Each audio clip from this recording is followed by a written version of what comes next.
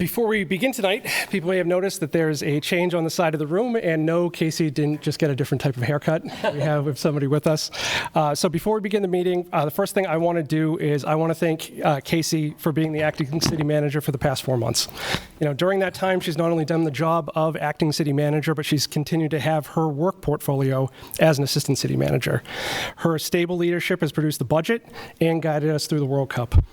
An event that all members of this community will look back on fondly and with pride. It's an amazing achievement. So I believe I speak for all my fellow commissioners and for the mayor when I say thank you for your steady hand, your leadership, professionalism over these past 4 months.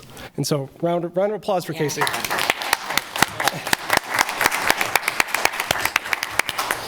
And next, I want to introduce the newest member of the city's executive team, the 9th city manager in the history of Lawrence, Majid El-Ghaffrey. Majid comes to us from DeSoto, Texas, and not Kansas. There was some comments online. People were like, oh, he's only coming from a couple towns away. But no, DeSoto, Texas. After a distinguished career in Dallas, San Antonio, Las Vegas, and in California.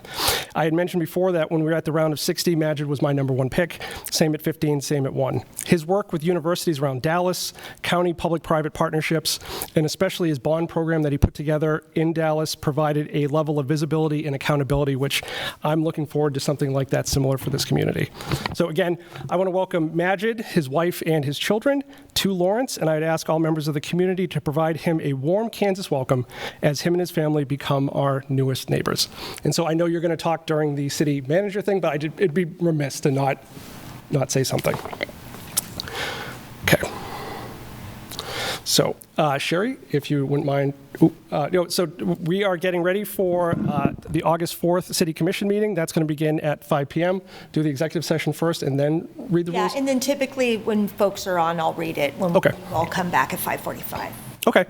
Do we have a motion for an executive session? Move the recess into executive session for approximately 30 minutes to discuss employee-employee negotiations pursuant to the employer-employee negotiations exceptions as set forth in KSA 75-4319 subsection B3. The justification for the executive session is to keep employer-employee negotiation matters confidential at this time. The City Commission will resume its regular meeting in the City Commission room at approximately 5:33 p.m. after the executive session has concluded. Is there a second? Second. All those in favor, say aye. Aye. Aye. Any opposed? Passes 4-0.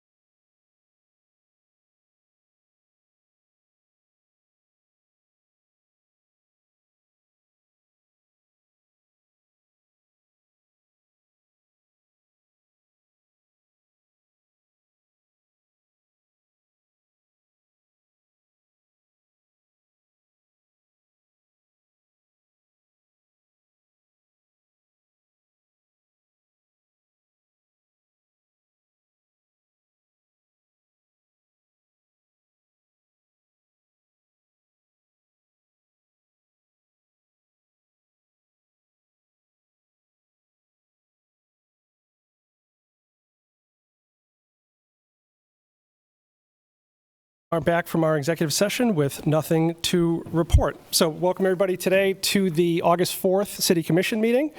Vice Mayor, What? we'll need to recess until 5:45. We don't need a motion, but we'll just return at 5:45. Yeah, I'm getting it. So recess for 10 minutes. We'll be back at 5:45. Thank you. Thank you. I just stumbled.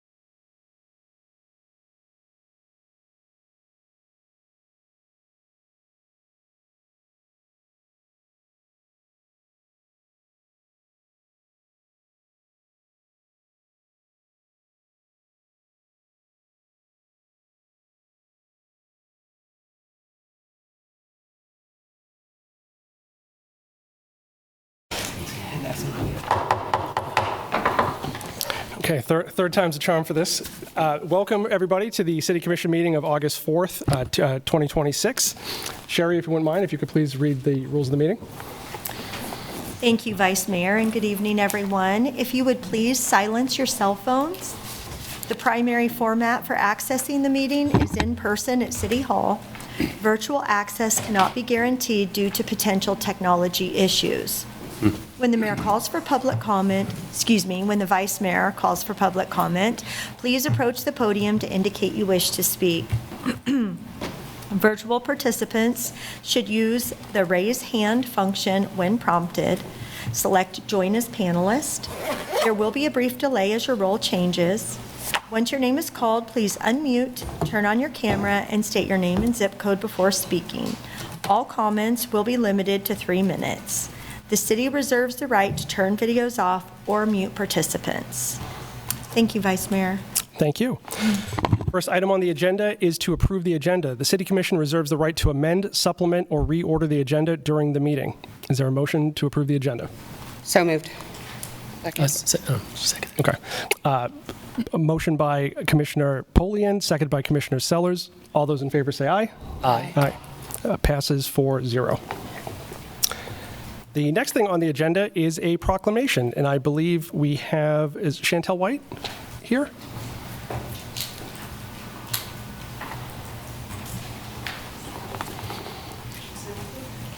Would you like me to read the presentation first, or what would be? I don't know. I thought I was just making a comment. Oh, yeah, please. Yeah, go ahead. Absolutely. Okay. Yep. I thought you were going to read it, so sorry. No, well, I am going to read it, but if you have a comment about this? Oh, yeah. I just wanted to say thank you guys for acknowledging August as Black Business Month, and I truly appreciate it. My name is Chantel White, by the way. I am the owner of Cute and Cut. I am a small business owner out here in Lawrence. And thanks for supporting Black businesses, so go out and support us. Well, thank you so much. I appreciate that. I will read the proclamation. Okay. Yeah, What'd you say? I think we're good. Whereas the month of August is observed as National Black Business Month, recognizing the achievements, resilience, and contributions of Black-owned businesses and entrepreneurs to the economic and cultural fabric of communities across the United States. And whereas National Black Business Month was established in 2004 by John William Templeton and Frederick E. Jordan Sr. to advance policies that strengthen Black entrepreneurship and expand equitable access to opportunity. And whereas Black-owned businesses are a critical driver of economic growth nationwide, with more than 3.5 million businesses generating over $200 billion annually, supporting jobs, innovation, and pathways to generational wealth. And whereas disparities in access to capital, contracting opportunities, and scale continue to limit the full economic potential of Black-owned enterprises. And whereas in Lawrence, Kansas, Black-owned businesses contribute to the vitality of our local economy, with dozens operating locally and recent vendor markets convening approximately 35 Black-owned businesses, strengthening visibility and opportunity. And whereas the City of Lawrence and its partners are committed to advancing inclusive economic development strategies that expand access to capital, technical assistance, and procurement opportunities. Now, therefore, I, Mike Courtney, Vice Mayor of the City of Lawrence, do hereby proclaim the month of August as Black Business Month in Lawrence, Kansas, and call upon residents, businesses, anchor institutions, and public agencies to 1, support Black-owned businesses through intentional purchasing and contracting. 2, expand equitable access to capital, technical assistance, and networks. 3, strengthen inclusive procurement and supplier diversity pathways. And 4, partner with community and regional organizations that cultivate and sustain Black entrepreneurship so that Black-owned businesses in Lawrence and across Kansas can start, scale, hire, and thrive, contributing to a more inclusive, resilient, and prosperous community for all.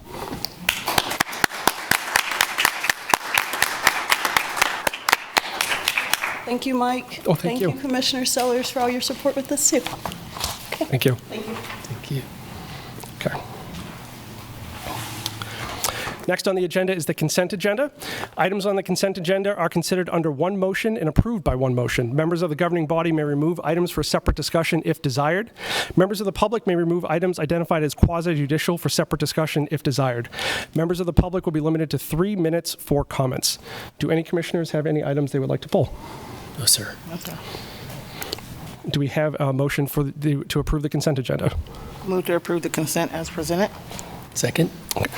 Motion by Commissioner Sellers, second by Commissioner Dever to approve the consent agenda. All those in favor say aye. Aye. Opposed? Passes 4-0. Next up is the city manager's report. The city manager may report to the commission and to the public on projects, public input opportunities, accolades, and other items of community interest. This is not a public comment item. Sir. Honorable Vice Mayor, members of the commissions, members of the public, staff, I'm very honored and privileged. I don't have any items to speak of yet, so I will tell you, absolutely been welcomed to this incredible city. I've really enjoyed my first week here. I actually came in a couple of times before that and then got my children, my wife to also enjoy it. So love the place, love the organization, love the community. I think it's a winning combination for me, and I'm very privileged to be part of the fabric of the community and working with and for the commission as well as with and for staff. So I'm very excited about this, and then we have plenty of incredible opportunities for us. So we're going to get to work. Thank you so much. Appreciate it. Welcome.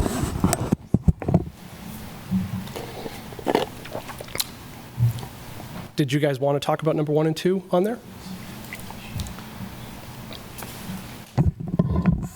Not necessarily. They're two, I guess I would draw attention to maybe the number 2. Yep. We did have some public comment, I think, or questions about the text amendment and our short-term rentals, and that process had already begun, so there is an update attached to the city managers that kind of explains that for folks.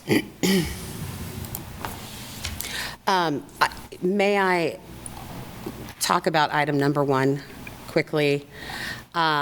We've got some zoning considerations included in here. When will we be voting on those zoning considerations? Do we know?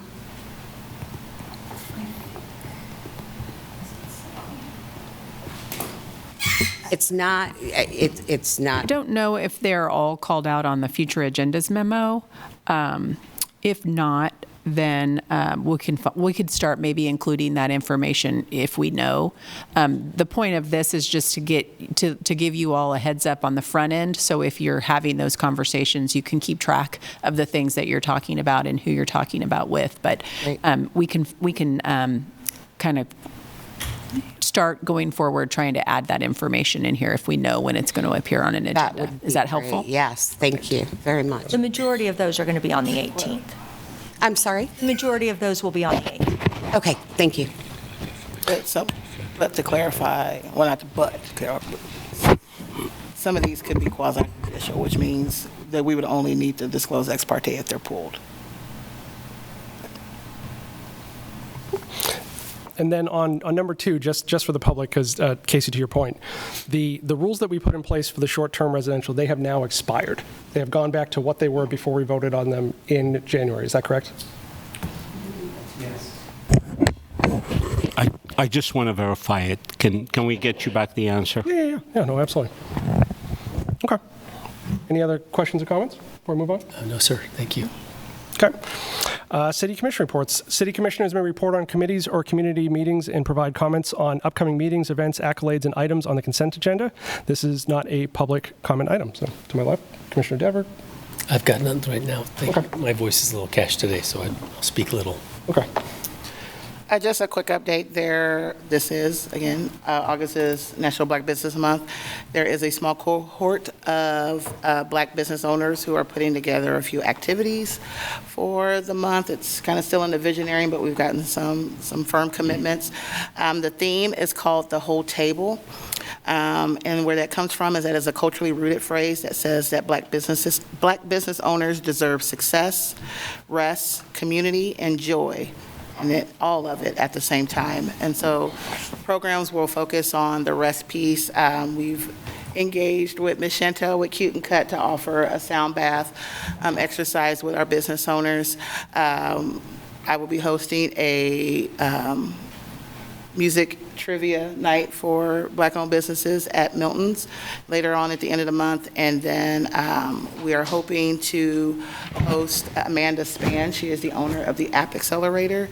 She is a tech ecosystem builder that teaches lay individuals how to build apps based on different their interests and peaks. And so the goal is to kind of talk to her about the future of tech in workforce and a little bit of conversation around AI, and then she's going to demo the App Accelerator using an idea that I sent to her. So the idea is that we will continue to build upon this each month. We officially started a proclamation for National Black Business Month last year, and Commissioner Dever was the first to read that proclamation, and I do appreciate, the governing body providing space for that. And that we can continue to be mindful of our small business ecosystem and creating the equity in it that it deserves. So, that's all I have. Thank you. And when we get to the calendar, can we make sure to just include that on the calendar, just so we all know about that for that date? The trivia contest. Yeah. Yeah. Maybe, if they want you guys there. Might be an open meeting, I guess. National Black Business Month. All right. Or the Black. But we'll let you know. All right, cool. You just let me know. That's all I have, Vice Mayor. Yep. Commissioner Bowling?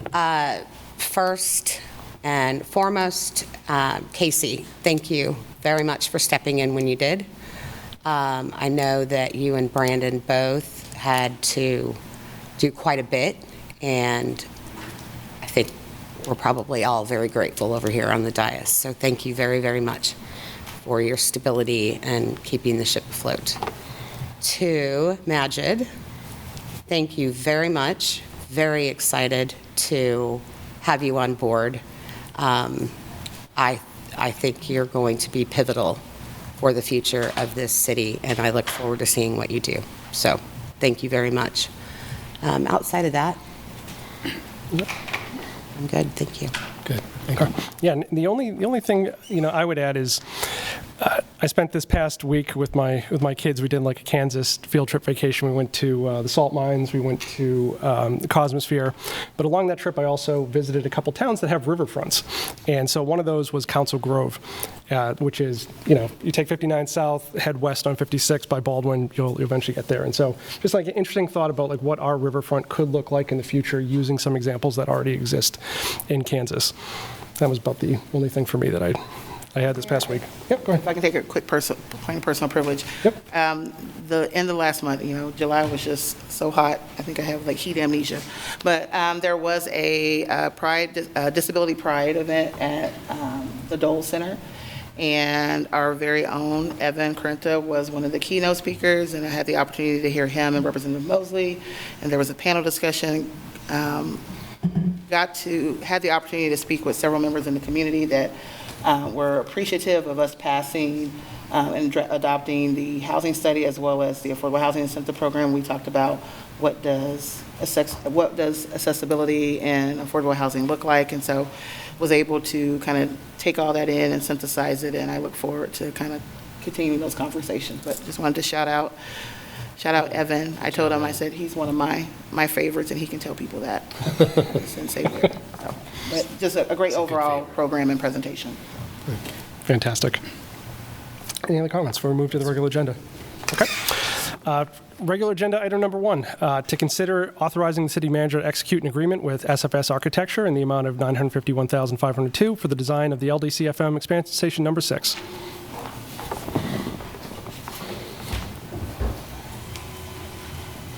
I don't have to do this very often at the podium, so give me a second.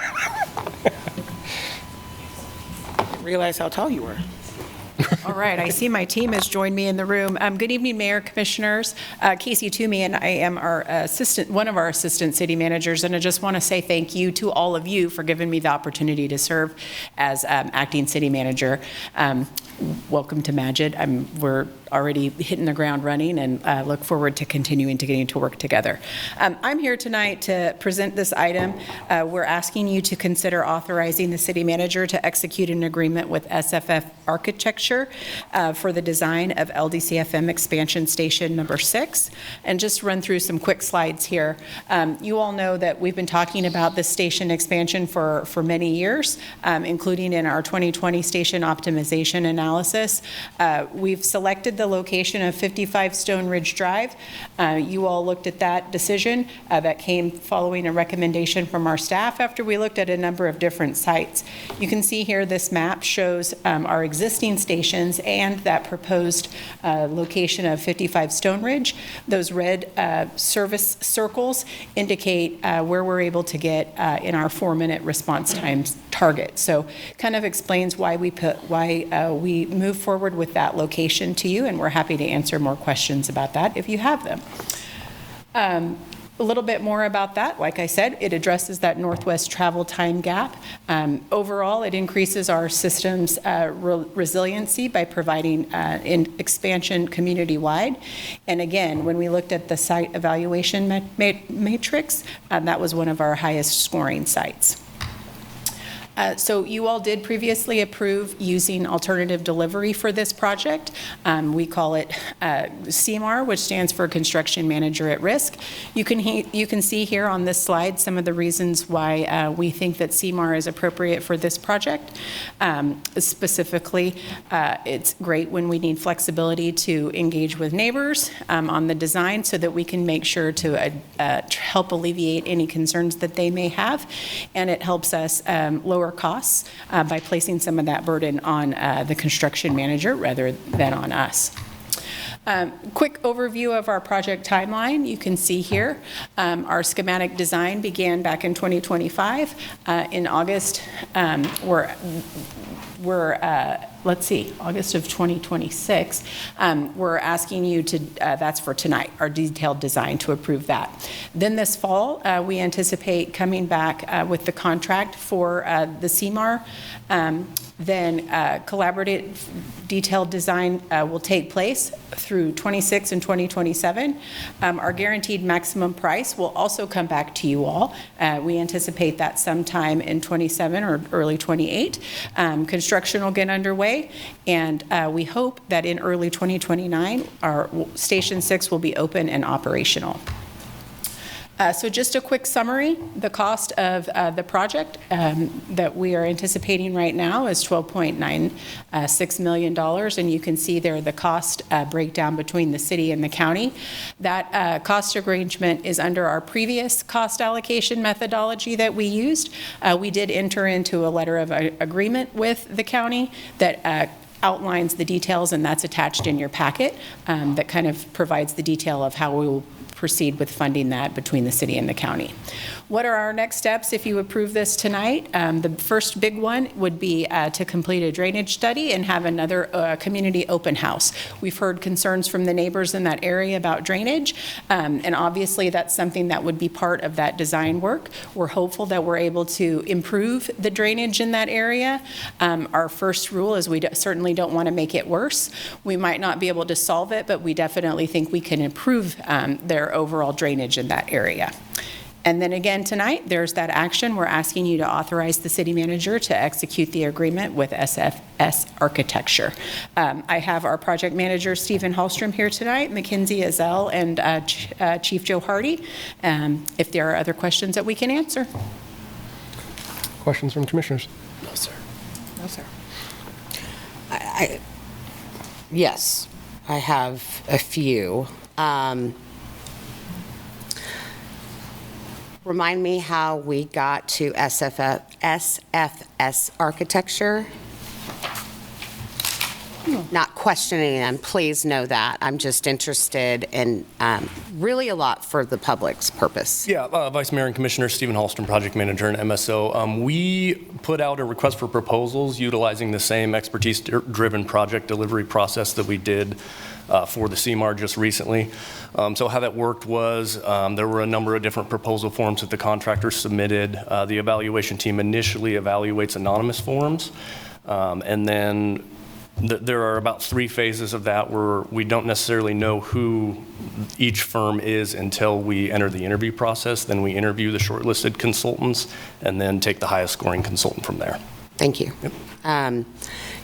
This may also be for you. I'd love for you to explain, again, for public consumption, design costs and explain that there's typically a consistency in general for all projects. I come from the world of 10%. We're dealing with 7%.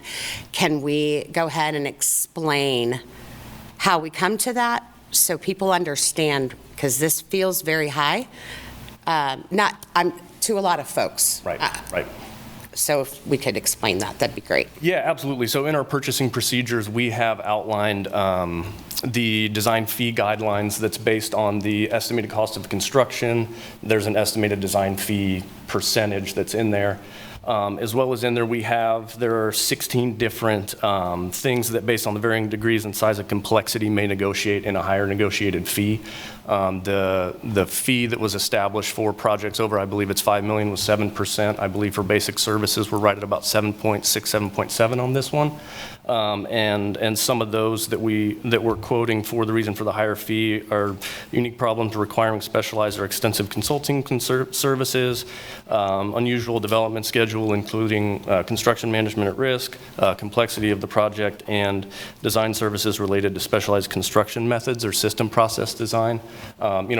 This fire medical station, it's a whole different animal than a standard building. You're building somewhere where people are going to live 24 hours a day for 75 years at least. So is that what you're looking for? That was what I was looking for. And for example, a colleague down in the Wichita area said, man, we built an $18 million rec center with a pool. How on earth is a fire station going to cost $13 million? There's a lot more that goes into it, correct? Yes, absolutely. Right? Yep. Obviously, living quarters, there's going to be different equipment, et cetera, Yes. right? Yep. Okay. Absolutely. Final question. One of my favorite parts about Mr. Algaffrey is that he is a professional engineer. I don't expect you to have much information, institutional information about Lawrence, but you have bid and been a part of many extensive projects. Tell me how you feel about CMAR versus competitive bid in general. I think our and thank you to our engineers who have done a great job. I'm sure. Just quickly looking at the CMR, I think that's a great way of executing projects, especially of a project that magnitude. It really, if it's done right, it saves us a lot of money and time. And so that's really important. And I'm just looking quickly at the basic engineering services and non-services. I think the 7.87% is very reasonable for a CMAR. I've used it in several projects, and I would tell you for design build and for CMAR, if done successfully, the architect can really transition with the project manager, and they can save us a lot of money. Besides, when you get to the guaranteed maximum price, you know exactly what you're paying for instead of having change orders that could happen towards the end of the project, and it would do the cost creep. So that's huge in my humble opinion. For a project like a fire station, it's always a good thing to explore alternative delivery methods.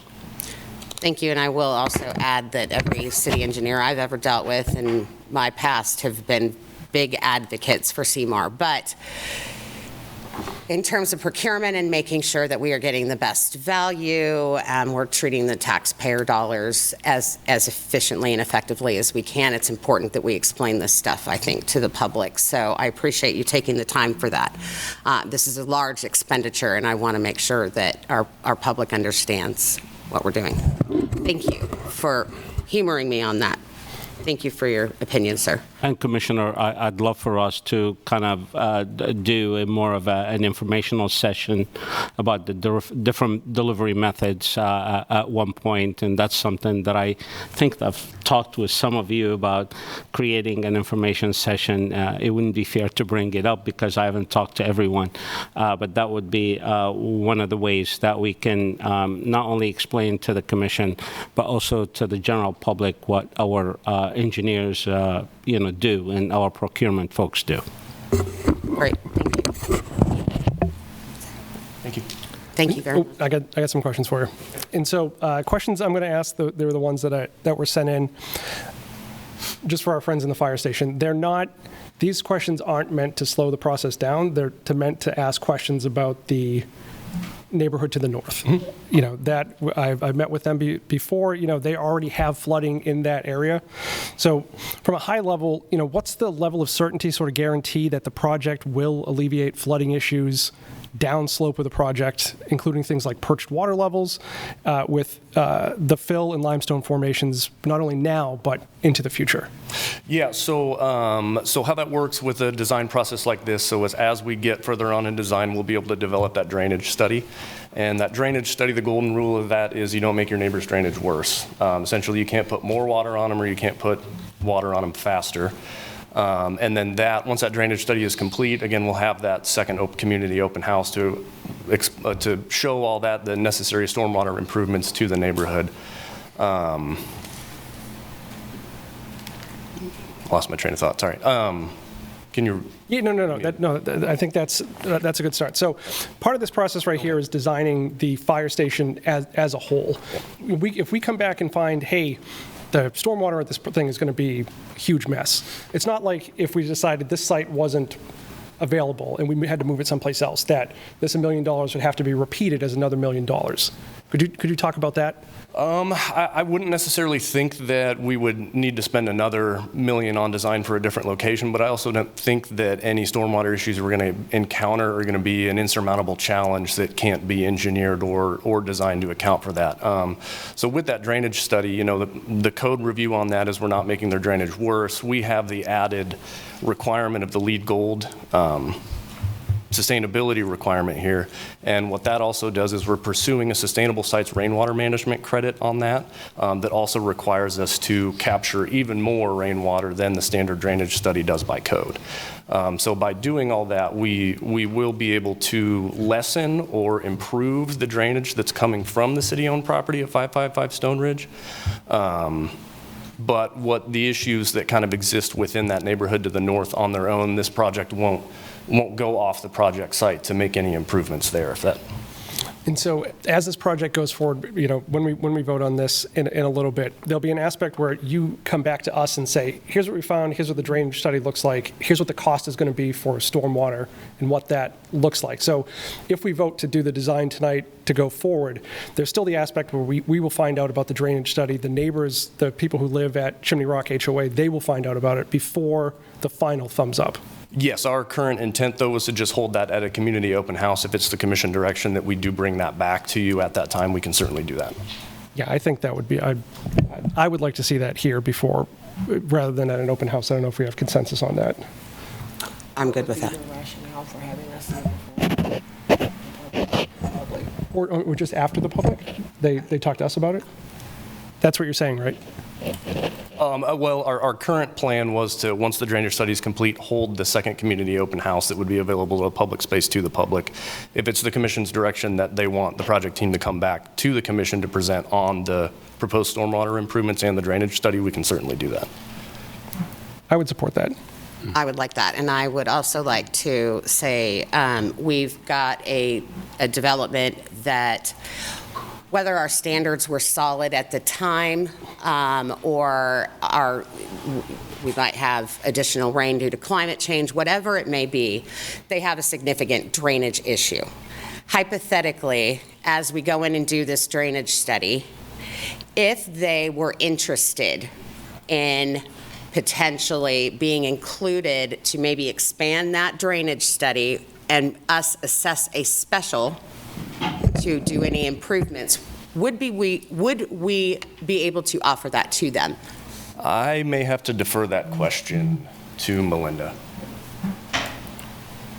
And I have not one homeowner has approached me about that, but economies of scale are huge. And if we're already out there potentially making drainage improvements, if we can offer them at their cost, I wouldn't be opposed to that.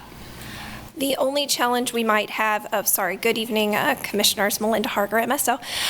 The only challenge we might have is what that cost would be within the budget and what we have authorized right now to spend with general obligation debt. So that we would have to work through that with finance and bond counsel, and, is that an eligible cost that we can use our current funding for to then charge the specials back? A lot of it's really going to depend on what that, drainage, our scope of our drainage study right now is to perform a drainage study in the same way we would ask any developer to for the site. So there are limits of how far downstream that looks. Really, drainage studies, the way our code is written, is that we cannot increase the intensity or the magnitude, of the flow coming off the site. And again, as Stephen mentioned, with the lead requirement, we're going to hold back even more. We assume there will potentially, be detention on the site. We are at the top of a watershed, top of the hill. But that's been our assumption. We made sure when we laid out some concept designs that there was space for that, and there's lots of options. I would ask that if you're wanting to see the drainage study after it's complete, provide some clarification. Do you want to have a discussion after we have some proposed solutions for whatever's in there, or do you want to see it before we even would get started with the options and the solutions? So typically we would come back to you at the time we would do a GMP, but we can do intermediate updates before that. We've done both for different projects. It's really up to the commission. Do we need to make that decision tonight? We would also be coming back to you. Stephen and the team will be coming back when there is award of the CMAR. Direction could be provided at that time. Is this project in temporary financing or permanent? So currently we have permanently bonded our expenditures through December of 2025, and then we have a $1.5 million temp note out right now to get us through our anticipated expenditures through next spring. And the hope is that there will be a GMP before we would do that sale, and that we could do the permanent financing at that point. And the agreement with the county is that their funding would come in at that point as well at the execution of the GMP. Okay. For the construction piece of it. Okay, so hypothetically, knowing that the way that we definitely have the latitude, we can potentially offer that if they're interested. And if obviously the commission is interested, this couldn't be at any other taxpayer dollar, but certainly maybe spread some specials across there if they're interested. But I appreciate you giving me that information. Thank you. Yeah, from a high level, could you talk about the sustainability aspect of what the fire station is going to incorporate?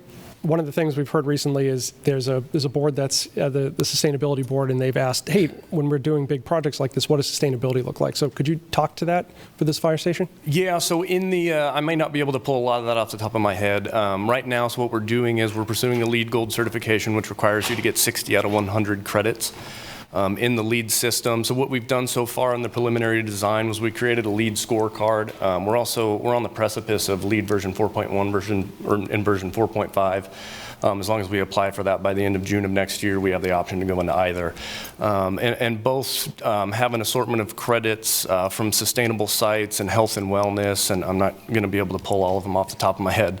But some of the highlights that we'll incorporate into the station are the firefighter health, fire medical health and wellness, the separation, we call it the green, yellow, red zones, maintaining distance between the carcinogens that can exist within the bays, and then having transitions areas that are the yellow areas in between, and then the green areas would be kind of the clean living quarter areas.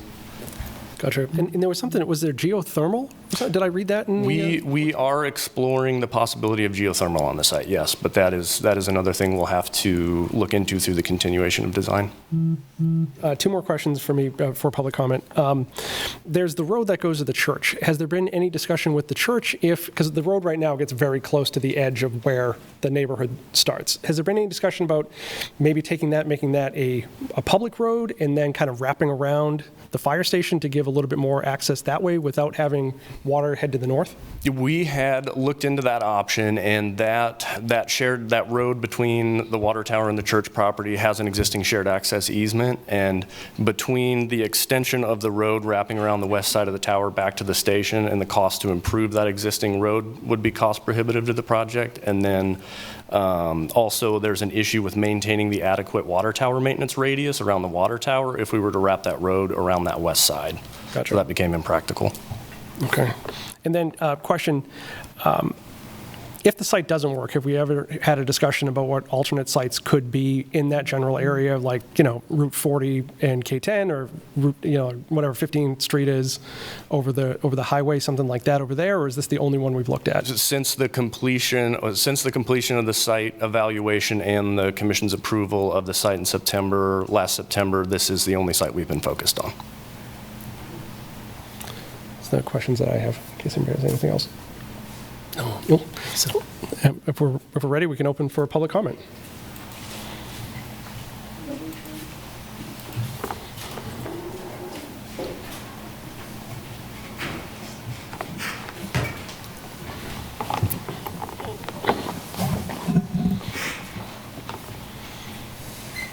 Commissioners, Nancy, new assistant city manager. Les Parent, 66049. I'm one of the residents of the development that lies directly downstream of there. I sent a couple comments in to kind of summarize everything that I think needs to be looked at for this project. The one thing I heard tonight was maybe a lot of hopeful, that they would be hopeful to, mitigate the flooding and water intake into the subdivision down there. I didn't get a sense of a lot of positivity on that. They are going to do a drainage study, but I have not seen anything proposed to date that accepts any type of perched water inflow to this system. We have a site that has a fill on it. It has a solid limestone base that percolated water can go down to. May have been feeding this system all along, but there's nothing in the future to see what, if any, perched water fills into this. It's only what's traditionally done for a new site, which is don't put out more water than they already exist. So I'm not sure just looking at that piece of the hydrology is enough to say, without a doubt, this is going to solve some of those water issues downstream. So, and normally that takes some borings and some piezometers and some monitoring. Because the borings that we're taking for this site were drilled in one day. The water levels were taken at the end of drilling. The hole's backfilled. So you don't have any type of long-term indication of when and how much water flows through that fill material. The fill material has clays, silts, gravels, sands, and rocks in it. If you get some lensatic features in there, that can push water down there. The amount of fill that's on the site goes beyond where the borings are taken. And perhaps they go all the way down to the property lines of the existing houses that back up to this. So there's a potential, if there's this perched water level. There's at least 2 houses I know of that have a lot of problems with their sump pumps running all year. So is that water coming through the limestone? Is it water coming on the contact in addition to the surface water? So if you're going to do a drainage study, Time. what was the attempt? Yeah. Okay, thank you. Thanks.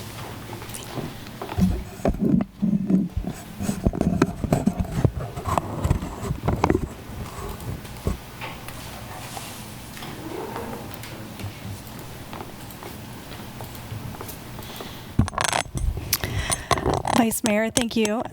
Commissioners, thank you. I just did want to point out, I believe that Ms. Harger will be leaving us. I know that she saved this community money over the years. Some of you maybe didn't live here as long as she has been working here to know how hard her work, how good and competent her work has been, and how much money she has saved for the taxpayer in this community. And again, if you'll beg my indulgence, Vice Mayor, you don't have to overpay people to be here or beg people to stay if you treat them with professional respect and personal respect.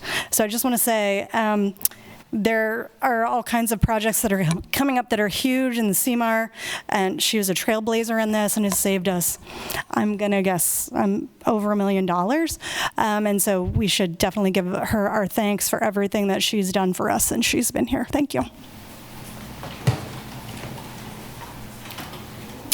Anyone else in the room?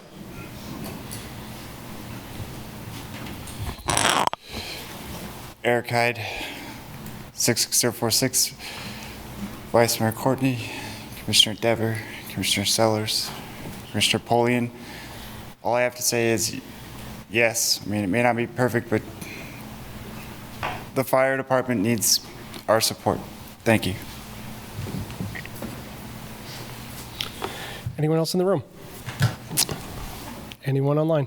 We do have a few, Vice Mayor.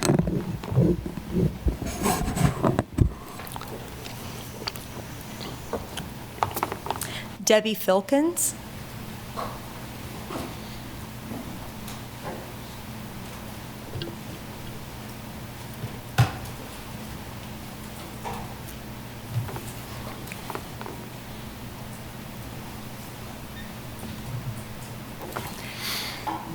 Maybe try the next person. Debbie Filkins.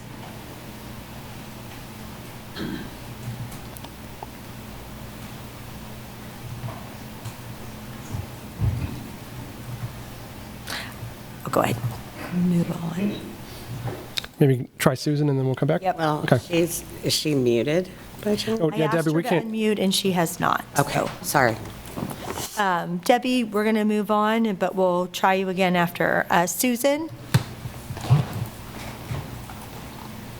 Yes, hello, good evening. Thank you. I wanted to say thank you to the first gentleman in the orange shirt who spoke about the drainage issues. We live in that neighborhood and why are there two of me? We live in that neighborhood and we're unaware of those issues. So I appreciate his bringing them up, and I would second his concerns and ask that the commission please maybe consider some additional study in that area. Also, the third gentleman who spoke, yes, thank you to the fire department. We all depend on them. We're wondering if the price tag for this project already includes equipment, trucks or engines, anything that we need, or if those will be additional costs. Thank you so much. Thank you.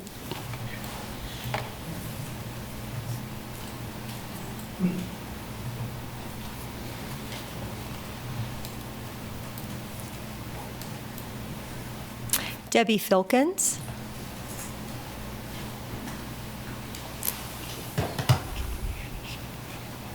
Can you hear me now? Yes.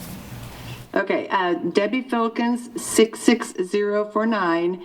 And why I do agree, we do need a fire station in this side of the town. I still have my great concerns for this area because One, they've always said at all the other stations too, they're never going to expand. They've always got plenty of room. This is a very small area to put a station. There is not room for expansion. What are they going to do when development starts happening west of I-70? You know, we have a lot of pushback now from the public, the cost of this station. You know, 10 years from now, what kind of pushback are you going to get when they say, oh, you've already grown this station, we need to be building another? And then I still also have concerns about the setup of how the station is going to sit and actually offer a buffer of landscape, whatever, to the neighborhood. Because when you look at that site, it is going to need a retaining wall.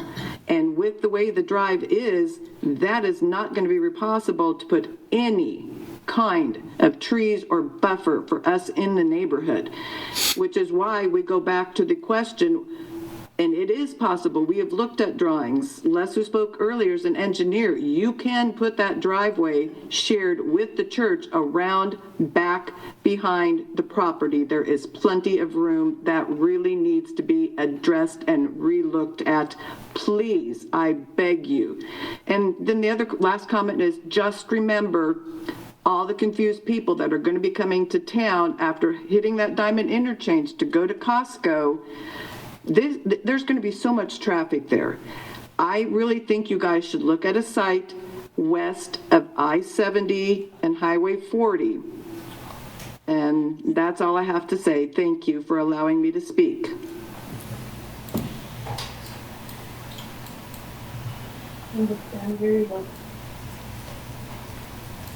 Stephen Watts.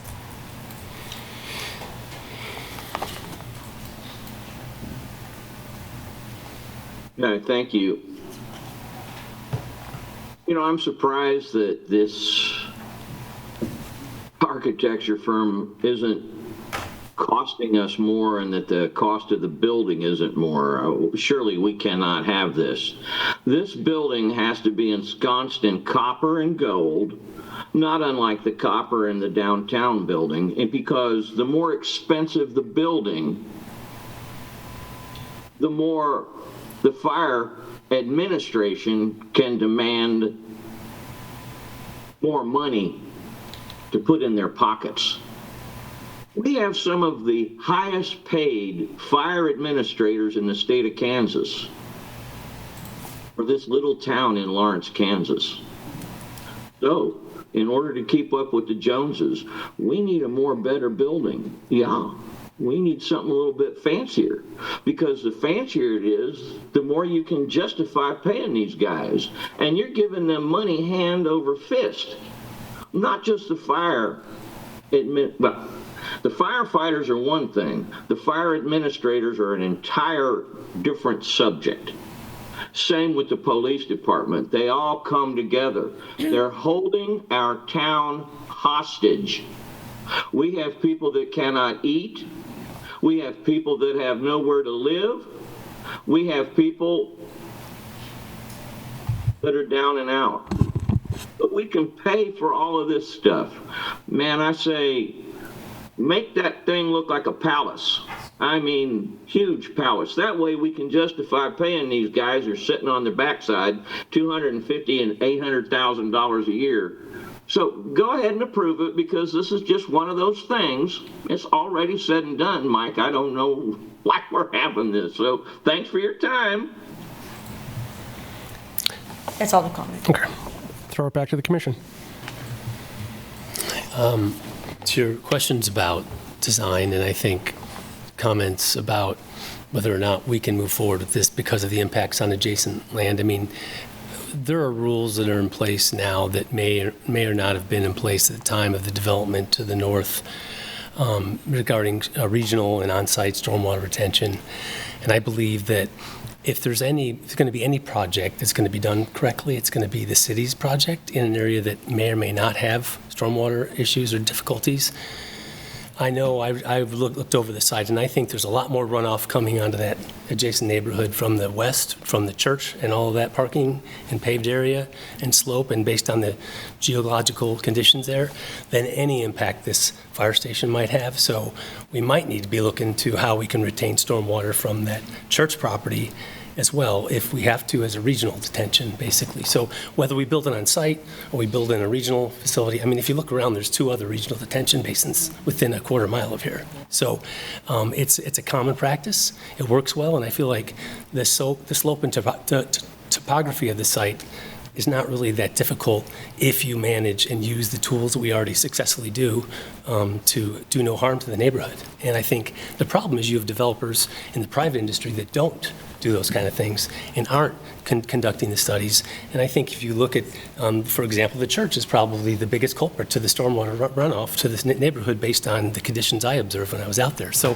for me, there's other mistakes that were made in the past, but I believe any runoff needs to be mitigated by either on-site or regional detention, and I think our professionals will do a great job doing it. And I think any neighborhood pushback is normal. I mean, it's literally in their backyard, and I can understand why they'd be concerned, especially if there's already existing stormwater problems. Hopefully, we can mitigate that. I do know there's a cast-in-place inlet right at the corner of the site between those 2 properties that, joins our stormwater connection system there. I don't know why these other areas are having these concerns, but we can do what we can to fix the problem, and then perhaps the regional study might say we need to do more for the adjoining neighbor property if it's developed any further. I think that's the real question, not the fire station for me. So I'm happy with the pricing. I'm happy with the product. I think when you're talking about a fire station that's literally has compressed gas and a compression system for their SCBAs, as well as diesel fuel and hazardous materials in a bay they're sleeping near. You have to design a building with literally 3 different functions, and so in that essence, it's much more costly and takes way more expertise. And I want to use somebody that's good at that, not somebody who's cheap. And I feel like the price is right and their expertise is high. So for me, an expert or a specialty building like this requires an expert, and you don't build fire stations every day, and as they pointed out, they last a long time when you do them right. I was just in one that was over 100 years old in Wisconsin. So, these things are built to last, and they're built to be safe, and they're way more safer now than they ever were. So I think we need to also consider that as the life and the health and safety of our firefighters. We spend 24 hours a day in these buildings. So for me, this is a good process, and I want to move forward with it. Commissioner Sellers? No, I've learned a great deal over the years listening to Commissioner Dever speak on this. This is a area that I care about, and I'm learning to dive a little bit more deeper into it. I think, so I don't really have any qualms. I actually live right down the street from where the new proposed site is, so I'm pretty intimately familiar with some of the fire and medical traffic that comes down there, and I think this will be a welcome value add to our part of town. And I hear the concerns about the stormwater, and I do believe when we had with the MSO campus and with the neighborhood and wanting to know about noise and traffic, and we did put provisions in place to get those updates because we wanted to be in line with the community, with the neighborhood, not necessarily to put ourselves before the neighborhood, but to hear about how those concerns were coming along. So I hear you're wanting to get these updates. I guess for me, it's more of the why and why we would put it before we receive the GMP, because I'm not necessarily interested in just hearing an update to hear an update, because we're going to get it eventually. So if there's something that in regards to the stormwater study that is triggering that you're advocating for that to come back to us before GMP, or what, I think that's the only thing that I'm needing clarification on. Yeah, no, for me, it would be make sure we know about it first before the neighborhood finds out about it at an open house. For the purpose of? Communication, just understanding, so that people aren't surprised. Transparency. But we could go to the open house and... Yeah, I mean, we go to the open, but like if we get it here, then maybe the people in the neighborhood could hear about it first and then have the questions about that at that open house. But they could also hear about it first before us. Just in general. I guess my question is that you're putting a stopgap before the neighborhood hearing it, and I'm just trying to understand why are we putting a stopgap in front of the community if the idea is that the stormwater study would be done and then there's going to be the open house? Why would we put a meeting in between that for it to come to us before it would come to the neighborhood? Yeah, just for transparency, so we know. So if we go to there, we're not learning just like the neighbors at the same time. So you're just wanting a memo update of we don't necessarily need to have an agenda item or anything. We could have a memo update, yeah, maybe just a question to Stephen of what he found before we go to that open house. So that would be in the memo. It could be in the memo, yeah. I'm just trying to figure out, when you're saying you want this to come back to us, what are you wanting to? Yeah, just a note or what they're going to, maybe even what they're going to present at the open house so we know about it so that we can be prepared for that when we meet with the neighbors in that neighborhood. Okay, so something like a city manager's memo or something. Yep. How do we do it for the MSO campus? Not to say I want to do it the same way, but. As I recall, for the MSO campus, we didn't come back ahead of the community meetings, but we did do several, and we did do an update during the design phase. The design extended a longer period of time than it will for this project. But we did do an intermediate. And on some of our projects, we've come and done an update, and then we put the GMP on consent like a month later. We've done that on a couple projects as well.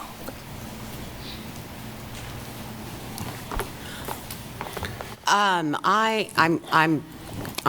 comfortable moving forward. I do want us to continually emphasize that this will be a 75 to 100-year building.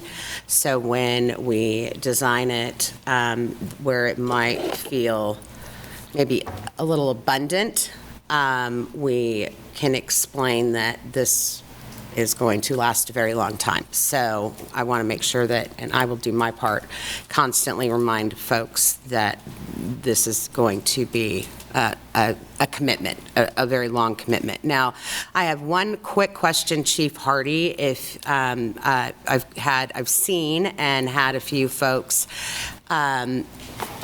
wonder why we are not installing or building a fire station in North Lawrence versus here. Would you mind, you've said you have explained this, I understand that, but would you mind again explaining why? I do believe it's the firefighter, your guys' choice. Sure, yeah. Appreciate it. Joe Hardy, Acting Fire Chief with LDCFM.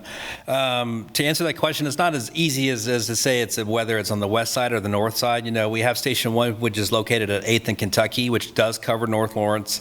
And I know that North Lawrence is covered. You know, we have a bridge that gets us across there. So if that's cut off, then we only have one other bridge to go against the opposite direction. But we do have response times that we're able to look at our response times from Station 1 to cover North Lawrence. And so there is a demand there. But when we did our station optimization plan in 2020, we looked at the service gap levels, and that's pointed out the northwest and also the south part of Lawrence. And so by gathering that data, we landed on that Station 6 location. I'm not saying it's a better location than North Lawrence, because North Lawrence is a value just as much as anybody else in the community. Mm-hmm. And, you know, I grew up here in Lawrence, and so I know that, and I believe in that. And so that is a value that we're going to have to keep continuing to look at data and response times. And I've had many talks with North Lawrence neighborhood associations and to express that concern. And so that is on our radar. And, you know, with the expansion, you know, growth of our community in North Lawrence, looking at the airport growth, that's going to have to be something that we monitor and then we continue to look at. So, you know, hopefully that answer gives you some answer to that. But that station optimization plan in 2020 pointed that Station 6 location and the service level gaps. Okay. I appreciate that. Thank you. Sure. Mackenzie, did you want to add to that? Yeah, I would love to add. Also, with the 2020 station optimization analysis, that was the official, like, formal published document. Currently, where we're sitting with our resources is the recommendation from 1996. And so there was a report that was published then that said, Chief Coffey has talked about it quite a bit up here, that this is where currently in 2026, where we should have been in 1996. So we are expanding our locations. This is an additional fire medical station. We are also expanding our resources, so an additional fire truck and ambulance. With the station optimization analysis, there was actually a recommendation of Station 6 and 7 and a relocation of Station 3, more so to focus on not necessarily North Lawrence as we're speaking about it, but more of like the northern part where Station 3 is at currently. Each year, we redo that station optimization analysis data-wise, just to see if it's still recommending that same thing. And so right now, it is still recommending that northwest gap, that south gap, and that's just what the data is telling us. That's great. Thank you. I appreciate it. Yep. Thank you. Stephen, could you come up for, just want to help with a couple things real quick. So to Mr. Perrin's points, he talked about some of the things about, the long-term understanding of what the drainage study will look like so that there is a really good analysis. Could you talk to some of the questions that he had when he was up here? I may have to defer to Kyle Gardnerwitz, our stormwater program engineer, is on the line to give a little more detail on drainage studies, and because he's more used to reviewing those and doing the code compliance on them.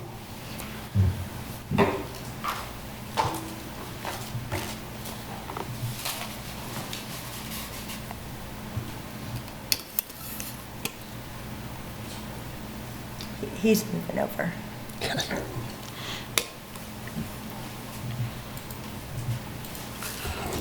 And Vice Mayor, may I, while we get our coworker on the TV, just want to share that you normally do a drainage study before you determine anything else. You do the hydrology and hydraulics. Based on those, then you come back and you really have certain sets of recommendation. Any public project has to mitigate impact if there are any. So you will hear about all of those impacts coming back. I think what we're trying to do, we're trying to speculate what could happen based on the project itself before the study is happening. And I think it's important for us to wait for the study to come back and say, here are the mitigations, short-term and long-term. Is it more about velocity or capacity?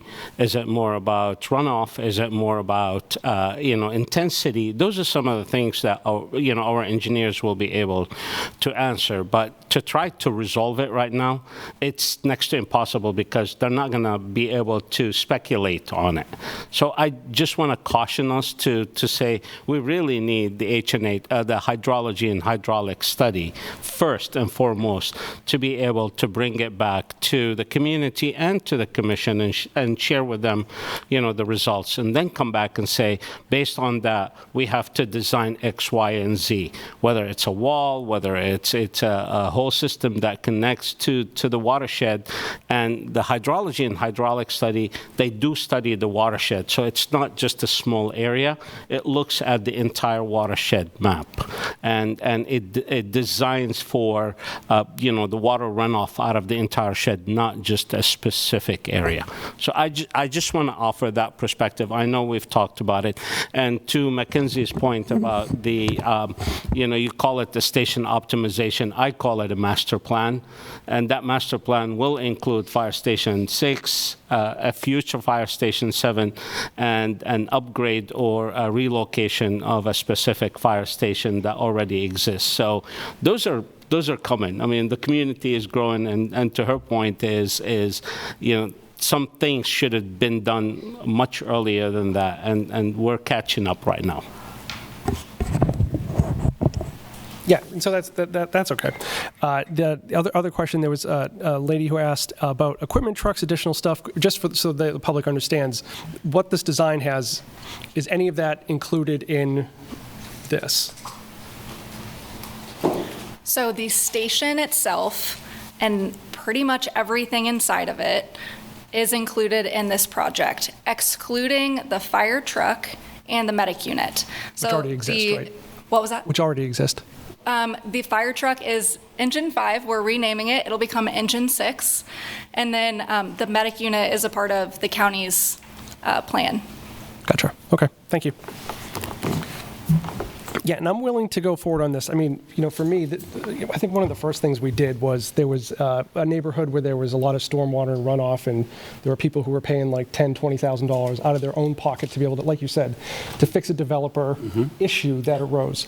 And I just want to make sure that, I mean, to your point about, we trust the city staff to do this. As long as we find out about this as that process goes through so that the people who live in that neighborhood know what the expectation is, I'm comfortable with going forward, with this. And I would like to, either through notes or something like that, like once we have the hydrology study, that we find out, what that actually, looks like. It doesn't have to stop the project, doesn't have to do anything like that, but as long as we have that data as part of the overall project. And it's my commitment to the commission to provide you regular updates on the capital improvement program that we have. Gotcha. And probably actually one more thing. Any thought of at the MSO campus, if you look to the west, there's that concrete retaining wall. Is there thought at this point about like a concrete retaining wall between the homes to the north and that? Because I know the road is very short in between the property line and where the station is. Yeah, so where we're at right now is we're just about to wrap up schematic design, which you go schematic design, detailed design, and then construction documents, which gets you to construction. So the very first part of this that you're approving tonight is to finish up the schematic design. So we know roughly kind of conceptually what we need, how big it's going to be, and what it's going to look like. And then as we get further into detailed design, that's when we're kind of able to get the finished floor elevations, know how much cut and fill we have, know what the height of the building relative to the area to the north is going to be. And it's at that time it'll be determined whether or not it'll require a retaining wall. Go. Any other comments or questions from the commission? No, sir. Do we have a motion? Authorize the city manager to execute an agreement with SFS Architecture, Inc. in the amount of $951,502 for design of LDC FM expansion station number 6, project FM 1-00011. Second? A second the motion. Any other comments before we vote? We have by Commissioner Sellers, we have a motion. We have second by Commissioner Dever. All those in favor say aye. Aye. Aye. All those opposed, nay. It passes 4-0. Thank you, everyone. Thank you. Yeah, thank you, everybody. Next item on the list is to conduct a public hearing in accordance with Section 3 of Ordinance Number 10,202 to determine if the governing body will grant an exception to the demolition permit moratorium established for the University Place neighborhood. The owner of 1827 Indiana Street has requested such hearing as he has submitted a demolition permit for the one-story house due to its deteriorated condition.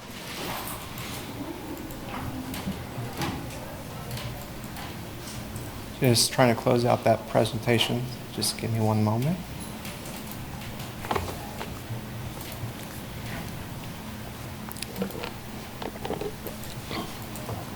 Good evening, Vice Mayor and Commissioners. Brian Jimenez with Planning Development Services. I'm here before you tonight, as you just mentioned, to conduct a public hearing for the single detached home at 1827 Indiana. To refresh your memory, on May 12th of this year, the governing body adopted on second and final reading Ordinance 10212 that reestablished a demolition permit moratorium for the neighborhood that's commonly known as University Place, which is south of campus, which includes Indiana Street. With that moratorium, it placed any structure built prior to 1975, and it is going to expire November 1 of this year unless you all repeal it before then or amend it in some capacity. The owner of 1827 Indiana is Mike Warner. He is in attendance tonight, and he will provide public comment to you after I complete my brief presentation.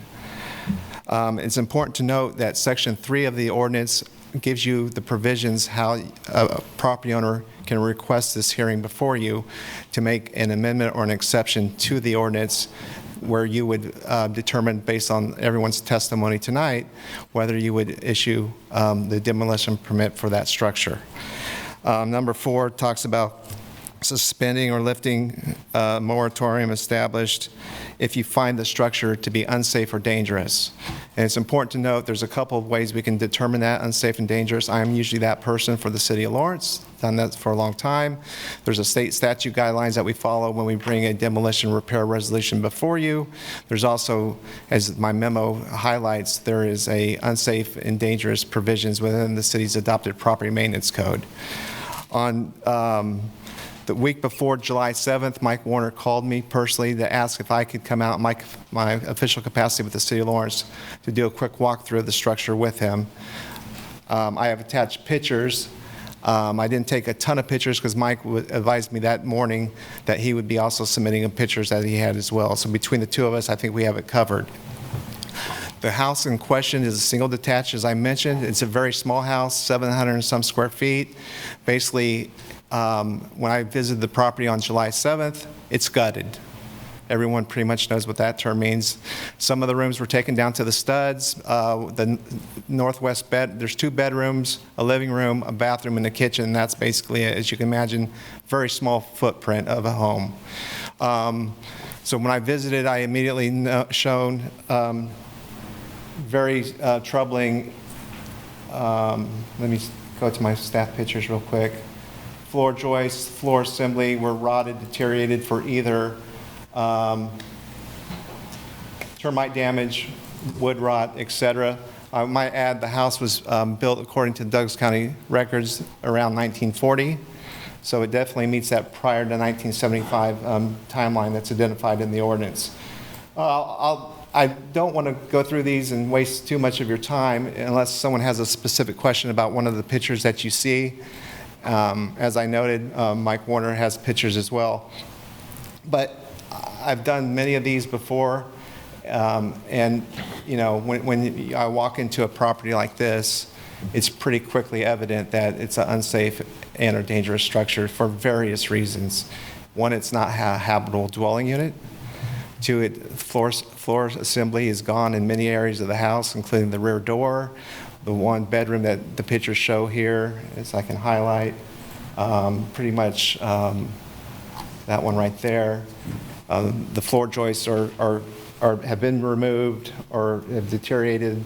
The picture doesn't show it real well here, but on this back wall, that's a load-bearing exterior wall on the west side of the property. To the best of my knowledge, it looked like the sill plates were completely eroded through wood rot and or termite damage. So it's pretty self-explanatory from my experience doing this, that if this property was called to our department as a complaint and we investigated it, we would be coming to you tonight just like this rather than the owner doing the proactive part of this. It's important to acknowledge we would condemn this, and we would, if the owner did not repair, it's important to say repair is an option. You don't have to demolish. When we bring a repair demolition resolution before you, we're saying the owner needs to repair it or take it down. I sent an updated document that I worked on real quickly for you guys. I think you all got that via Sherry. That's not all inclusive because I might have missed something. I hadn't updated it in a while, but I wanted to include some more recent ones and give you a brief history of what the resolution was. A lot of times, a new owner came into the picture and rehabbed a house. A lot of times a new owner came into the picture and demolished the house. Sometimes, unfortunately, the city had to take that action and demolish it for them for lack of ability to take care of that. So in my professional opinion, if this house was a complaint to us and the owner didn't take action and there was no moratorium, that's important to note, we would bring this before you tonight and say, please adopt our resolution to either have the owner repair or demolish because of its current condition. And with that, I'll keep it brief and stand for any questions you might have. Vice Mayor, guys? Yeah, please. So thanks for that explanation.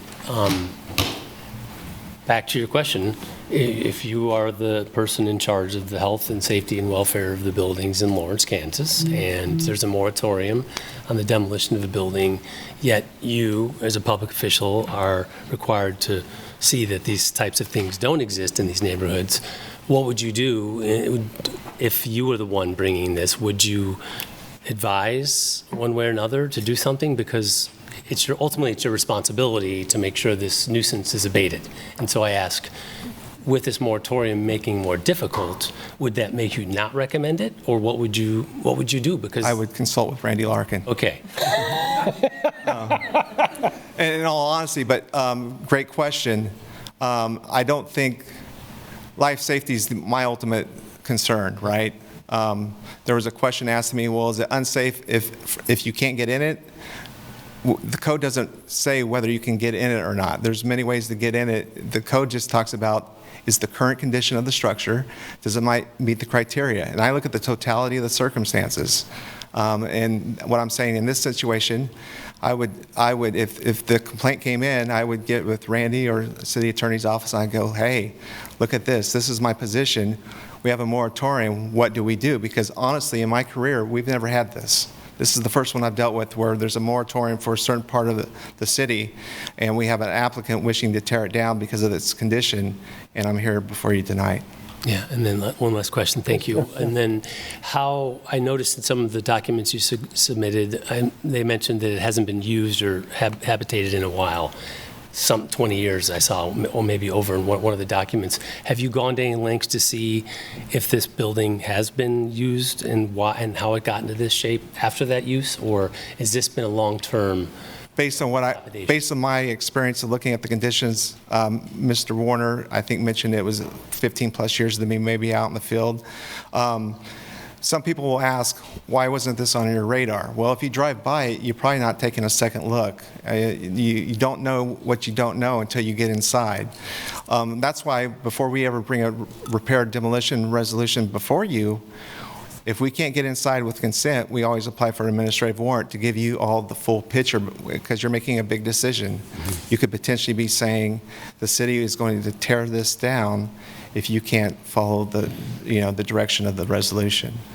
But it's hard to say. I mean, sometimes I do get surprised, like, how did I not know about this? So I looked at our records, and we haven't got any history on this show that we've done some enforcement action and then just let it set. So this is truly one where, cliche, slipped through the cracks, so to speak. But, as my document showed that was sent to you earlier today, we don't do a ton of these. I mean, ballpark 20, 25 in the last 16 years, but we do them frequently. I haven't been before this commission on this type of issue for several years. Okay, so you don't know the last time somebody was actually living there. You don't know if this is... We could do some additional research and try to look at water billing and get that usage. Utilities. I did not do that in this case. I was just curious. This came to mind after reading your documents. Yeah. So thank you. Good question. Yeah. And to follow up on that, so how many, you mentioned it's been a while since you've been here, how many homes are condemned, or it's placard, right? That's like another way of saying it, like on a yearly basis. I think I noted there's an important distinction. So condemnation can mean many things. Basically, it means that structure, the dwelling unit that we're talking about is condemned for some reason that makes it not livable at that moment. It doesn't mean that it's going to automatically go to a demolition.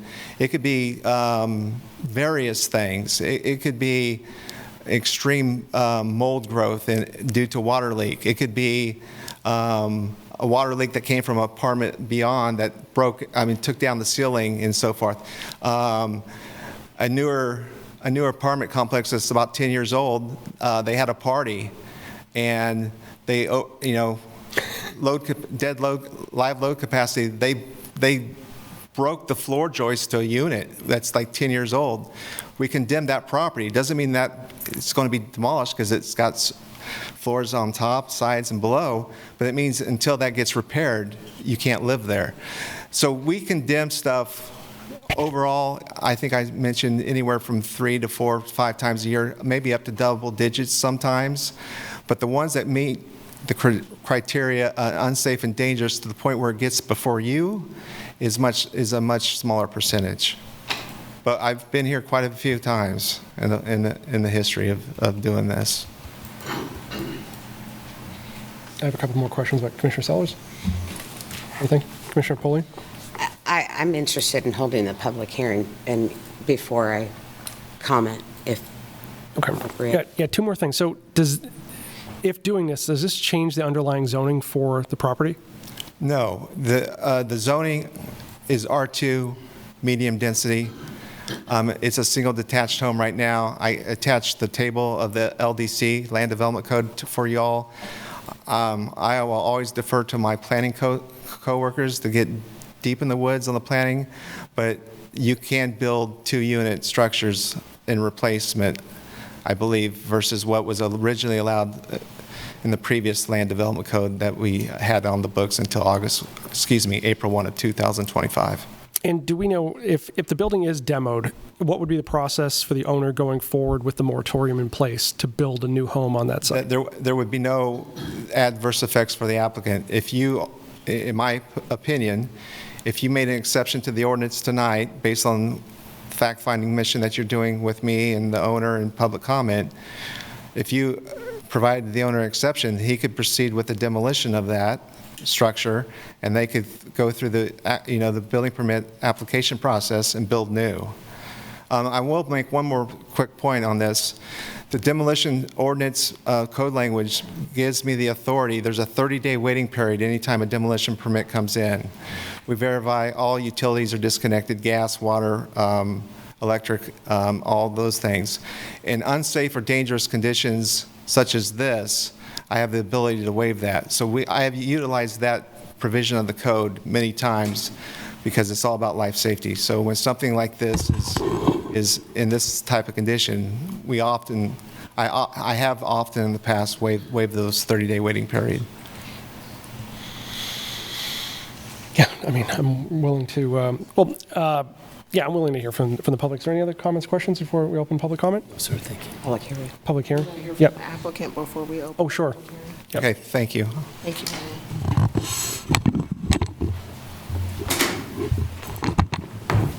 Good evening, Commissioners. My name is Patrick Watkins. I'm an attorney here in town. I'm here on behalf of CSR Properties, LLC. It's Mike Warner's company. Welcome, City Manager. I'm pleased to be here on behalf of Construction Specialties. They are a great small business here in Lawrence.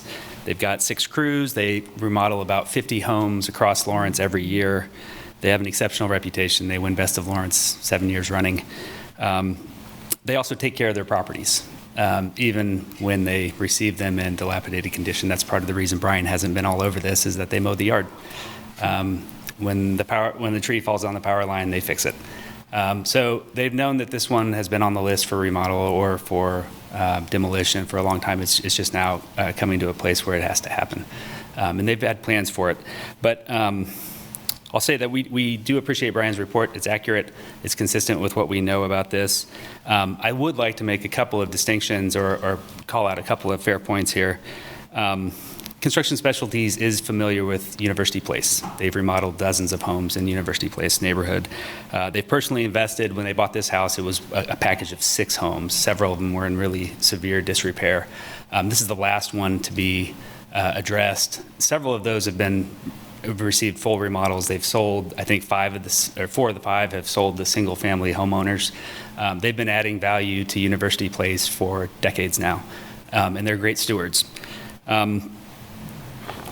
This house, it's 1827, is beyond repair. It's, as Brian mentioned, the floor is gone. It would cost more to rebuild it in place as a new home than it would be it would be more, it's just infeasible to try and remodel this house. It needs to be scraped. It's just beyond repair.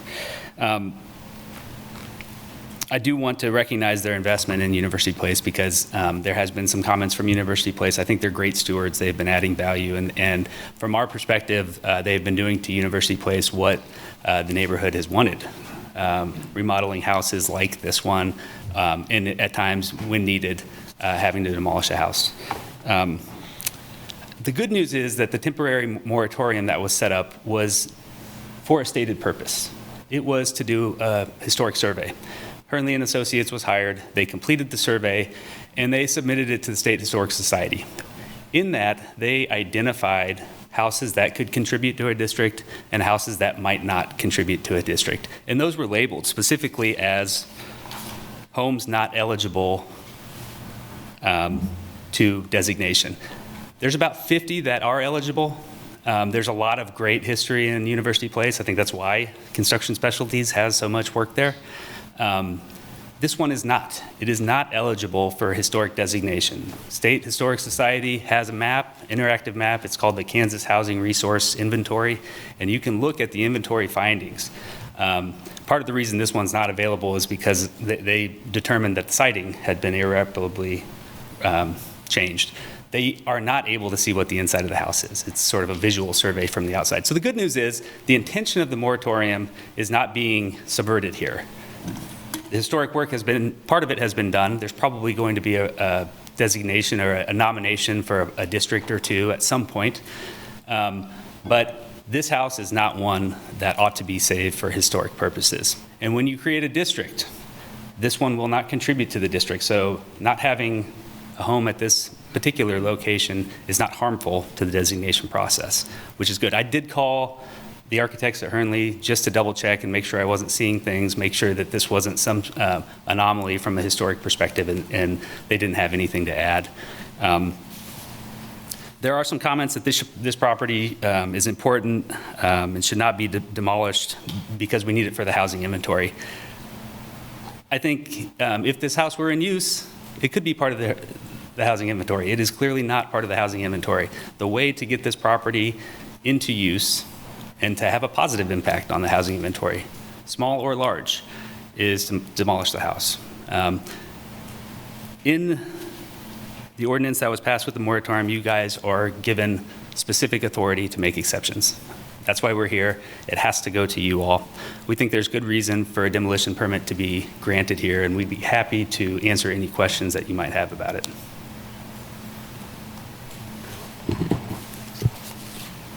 Any questions from the commission?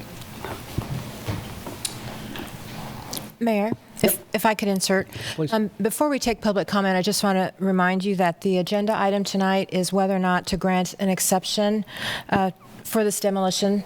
So any discussion about future uses or how, what might happen in the future, that should be saved for another day. We want to stick to what is on the agenda tonight. Thank you. Appreciate that.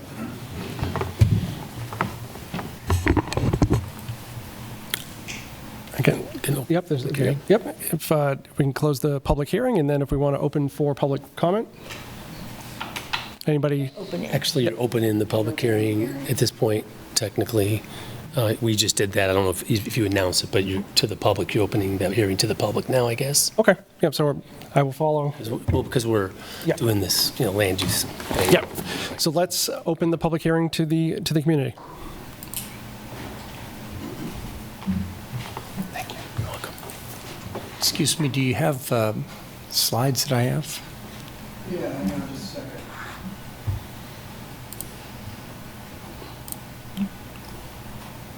There you go. Okay, one more click. Okay, you're up. Okay, thank you. Tim Hamilton, 66044. Welcome to Lawrence, measured.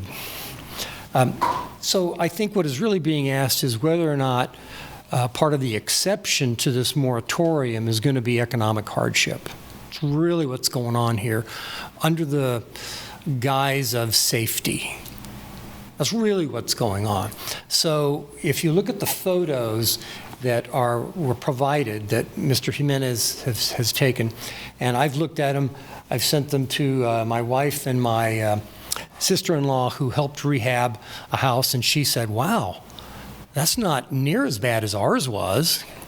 So this is the house that we're looking at. You can see there's a for sale sign. I understand this has been for sale for a couple of years. Looks like the owner, this is as of last week, so not a lot of trimming there on the front yard. You can see in the far background there's Lawrence High School, so it's 3 up. It's like 80 yards from the high school, so very valuable land there. Those are other houses that are in the neighborhood. This monstrosity here was the one that, which 941 Rhode Island, that was also going to be unsafe. We rehabbed this house. It had to have the floor lifted, had to have the joists put back in, had to have the second floor lifted. There was easy entry into it. So how do you stop it to make it safe? You board it up while you work on it. The fact that this 3 years hasn't been boarded up is probably a concern, and that's what it looks like when it's done, or at least almost done. This is the Judge Hendry House, which is now on the National Register of Historic Properties. There's another house I have where, again, floor joists came down, would be considered unsafe. That's one of my buddies there working on it, and we had to lift that house and put it back together. And then that's what the bathroom looks like when you're done with it. This is one that's in University Place neighborhood. That's what it looked like. Again, trees were above it. You can see you've got a foundation issue that was there. Extensive termite damage all the way through this house. And we had to move the wall and lift it, repair the termite damage. And when we're done, looks like that. This is one that's 6 houses up from this house, this one right here. And this one was in much worse condition than the 1827 house.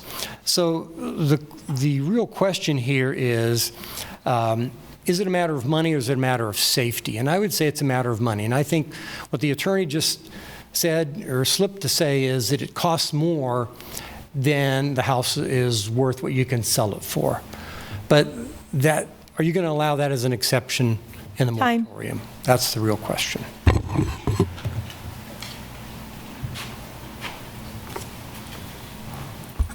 Sufyan Olivera, 66044. I just wanted to add that the neighborhood has spent a lot of money and time making it trying to make it a historic district. The reason we decided to put the moratorium was to stop this situation, the demolitions. The fact that at this moment that house is non-contributing as a historic home is not a definite. Our house was not contributing, and it was just a matter of talking to the Historic Society, and now it's contributing. Another neighbor's house was not contributing because of the siding. It was a matter of talking and addressing the fact that that siding was put 70 years beforehand, and now it's contributing. So it's a matter of the owner just addressing the issues and talking and allowing the Historic Society to see the situation. So that is not a factor. The neighborhood is concerned of losing houses that make it a historic district. Thank you.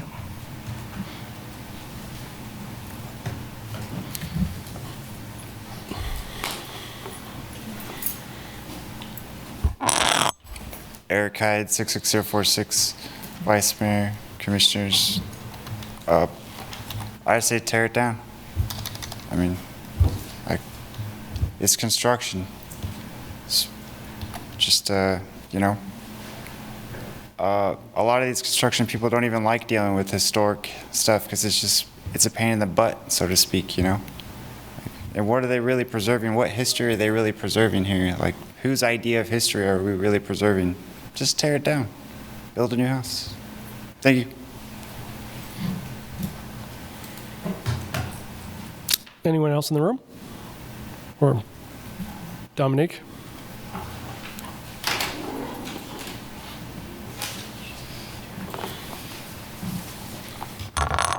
Good evening, Commissioners. Dominic, 66049. I don't have any stakes in this game because I live in a completely different, separate area of town, but it has me thinking about what background rhetoric are we thinking about? Like, when we do conservation, what are we conserving? What is the point of it? What are the mechanisms behind it? What are the things that prohibit us from conserving? What is the rhetoric around it? What is the history? What is everything that's going on? So I was just looking at the Register of Deeds. This house was bought, it looks like it was registered, that it was transferred in 2023. So I did have a question on why it's taken so long for there to be a condition assessment of this, or why there was no preventative action taken by the owner until somebody had a complaint about the house. That doesn't necessarily invoke any judgment on me, but just a question. But I guess I do echo the sentiment of Mr. Hyde. It's like, what is the history? What are we preserving, right? Does this house have an inherent part? Could it be returned back to that history? I know that we can't discuss future uses or any sort of, we can't speculate on what might happen if the house does get demolished, but what is it contributing? Could it contribute? Those are my questions. Could it be rehabbed? I have a friend that lived in the houses down on 14th in Kentucky, and if you've ever been inside of some of those houses, they are very disgusting. And it's because the owners have neglected them beyond repair, but they are still being used by people, right?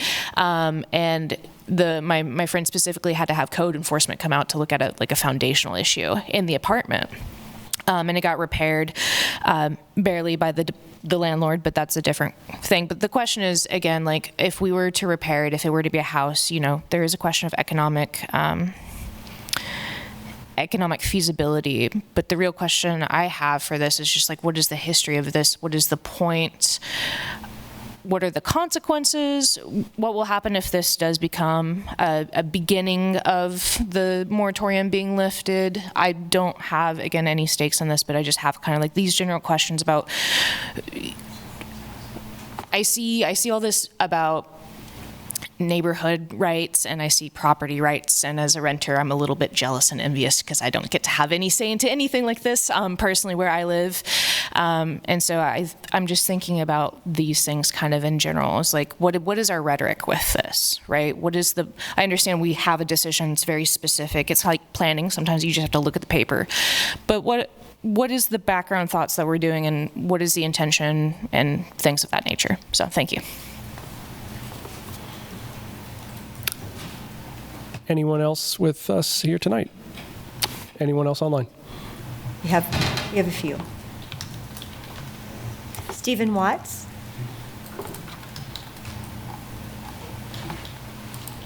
Hi. Assalamu alaikum, Mahed, to our new city manager, and welcome to Lawrence, Kansas. I was unaware of your presence because I was late to this party.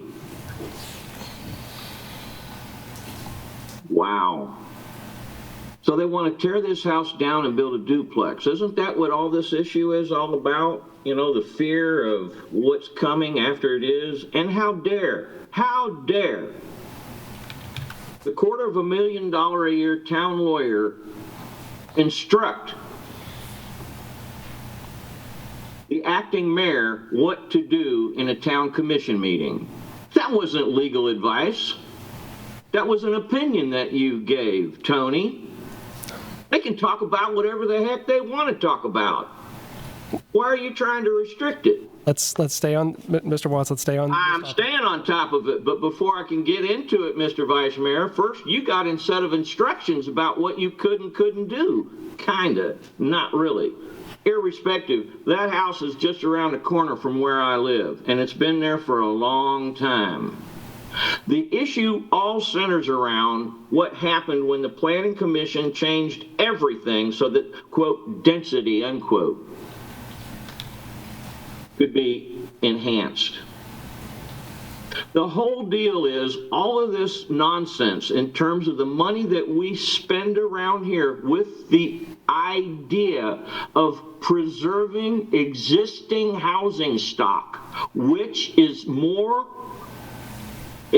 I was going to say more affordable. I'm going to say it's cheaper than buying this new stuff. Now, Commissioner Sellers has warbled on and on and on about never wanting to live in a hand-me-down house, whatever the hell that is, because that's all I've lived in my entire life, are houses that have been, occupied before I moved into them. So what this issue is about is tearing down a piece of property so that a duplex can be built or some kind of mass construction. Do you want to change the rules so that they haven't invested in the property because they wanted to wait for the right time to make the investment to enhance what's going on in the University Place neighborhood? I can see it from where I'm looking out the window. So, You know, I don't envy the decisions you guys got to make, but that's what's going on here, okay? You don't got to take rules. Just do your job. Thank you.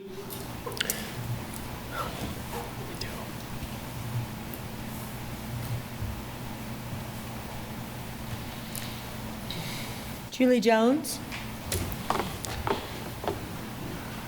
Julie Jones, 66047. I'd like to know how this property got even on the agenda. I was trying to help a person who had the ceiling cave in of her duplex she was living in, and she had mold growing everywhere.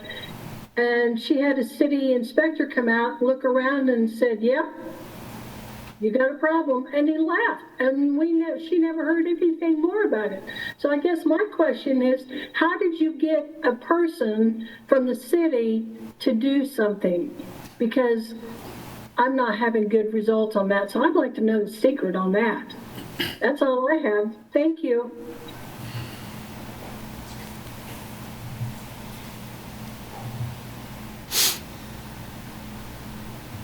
Jeffrey Hepler.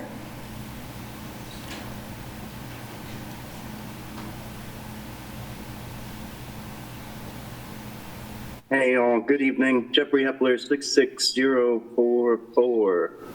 I live in the University Place neighborhood. I love it. It's a great place. I looked at the photos. Yeah, that house is very dilapidated. Probably should have been taken care of 20 years ago, like was said. I don't know what the buyer history was, but if Dom is right and it's 3 years ago, why is it coming up now? I don't really know what else to say that hasn't already been said, so I just give it back to y'all. Thank you.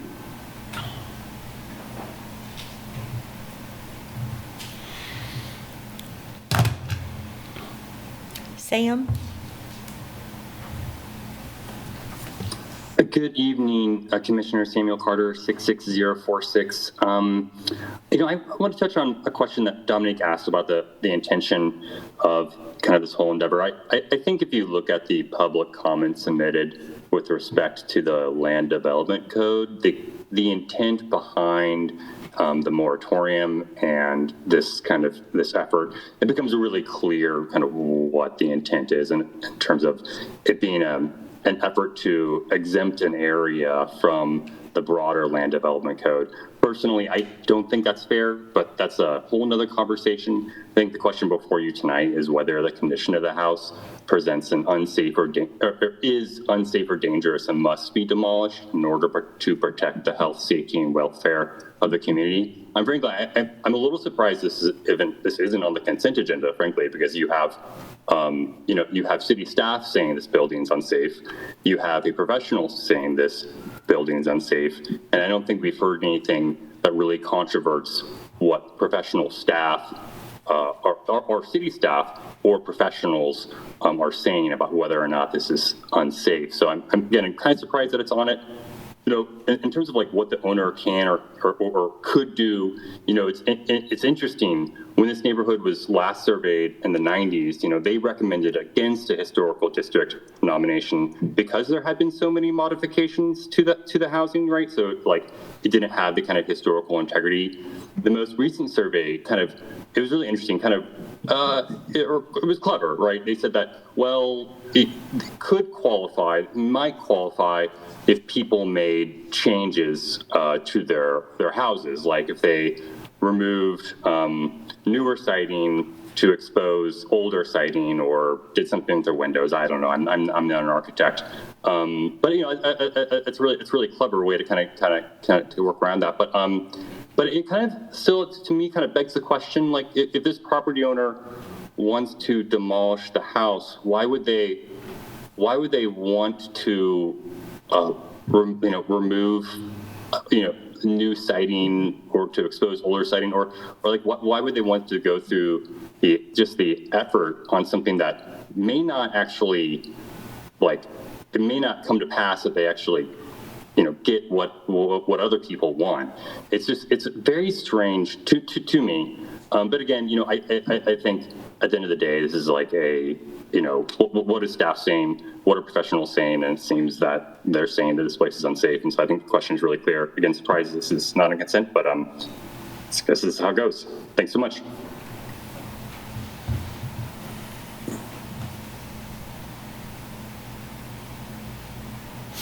Pam Burkhead.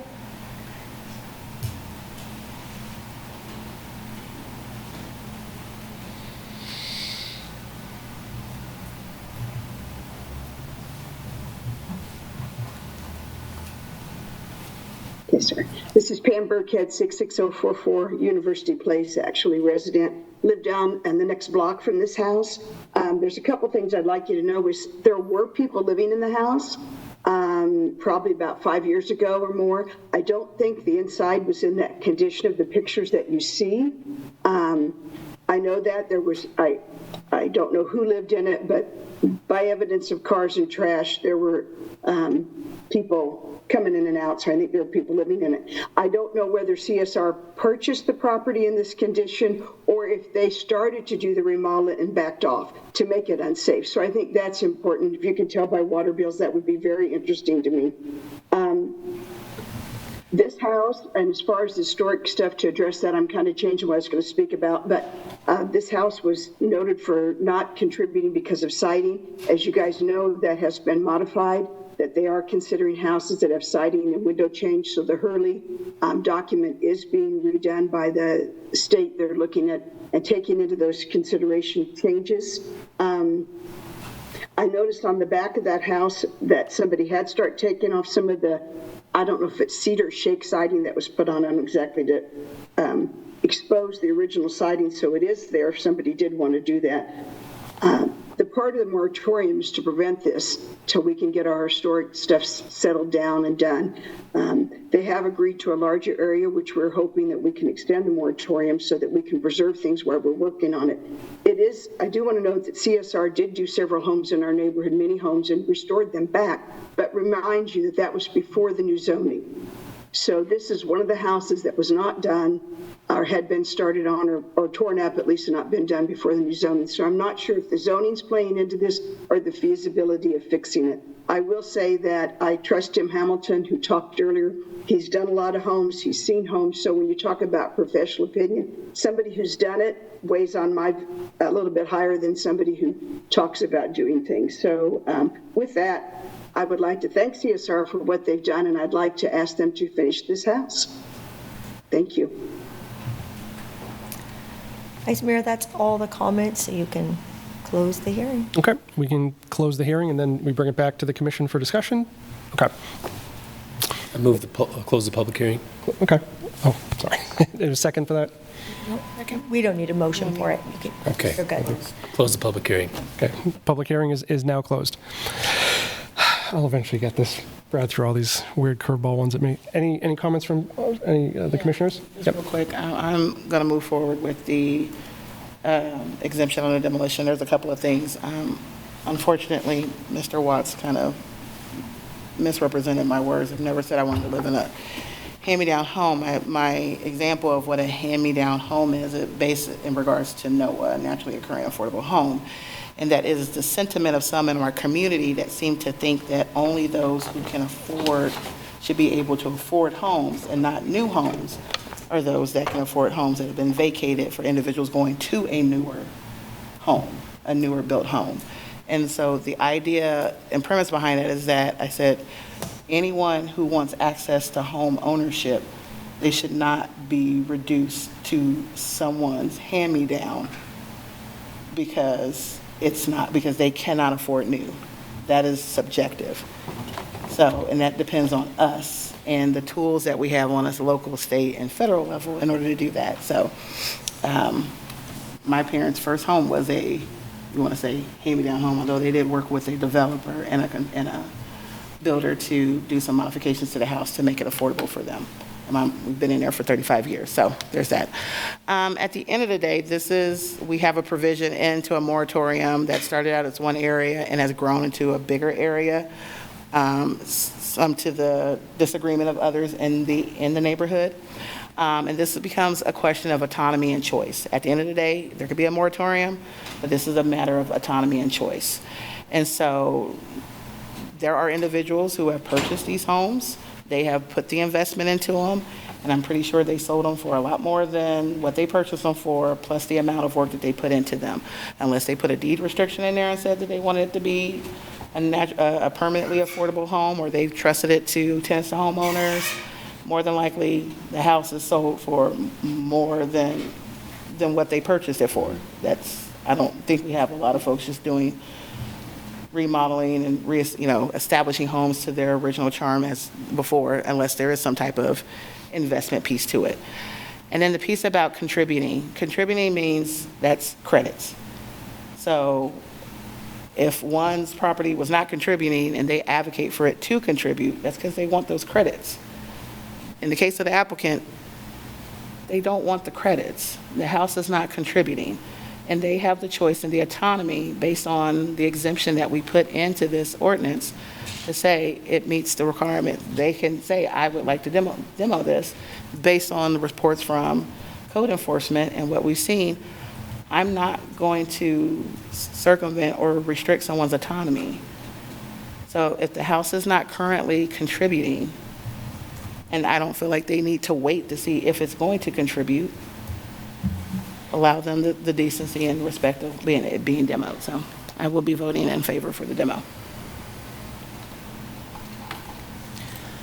I have a question for Mr. Jimenez. Let's say, hypothetically, we say, no, you cannot demo this home. Then the property owner refuses to fix it, and it sits there as a safety hazard. What are you going to do? I'm probably, first thing I would ask them to make sure it's secure as possible. Okay. Okay? I don't have any knowledge that this house has been broken into from Mr. Warner. I'm not saying it hasn't happened in the past. As we know, transient people, homeless people, they find these homes throughout the city. If they're vacant, they will eventually find their way into these. I don't think that's happened here. There's an expiration date on this moratorium in late this year, so secure it, make sure no one's getting into it, keep us posted on that, make sure we don't have vagrants or somebody, or it could be children in the neighborhood, right? They could explore and break in and get hurt, so we would probably see what happens with that moratorium, if it gets extended or not, and that's probably my short answer. That's probably what we do in the immediate future, because there is a liability issue once we find out about these things that, once again, I defer back to Randy. Randy and I discuss a lot of things legality-wise. Once again, we'd probably have to have a bigger conversation with the city attorney's office of what that looks like. So if I could take a moment, though, because I failed to mention the historic part in my presentation. Lynn Zollner reached out to me this morning by email and did give me some statements about the historic part, confirming it's not contributing, and in her opinion, she doesn't think it will be in the future, but that's just an opinion. So I just wanted to let you know that that is accurate information. So just wanted to share that with you as you explore. Thank you. I've not dealt with these situations very often in my career, maybe one or two, and this is a very unique situation, the moratorium.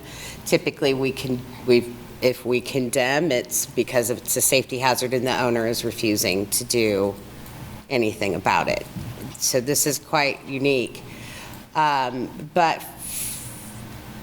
from a risk management standpoint, Randy, Tony, I feel like we've been put on notice. We have a safety hazard, but we're not condemning it.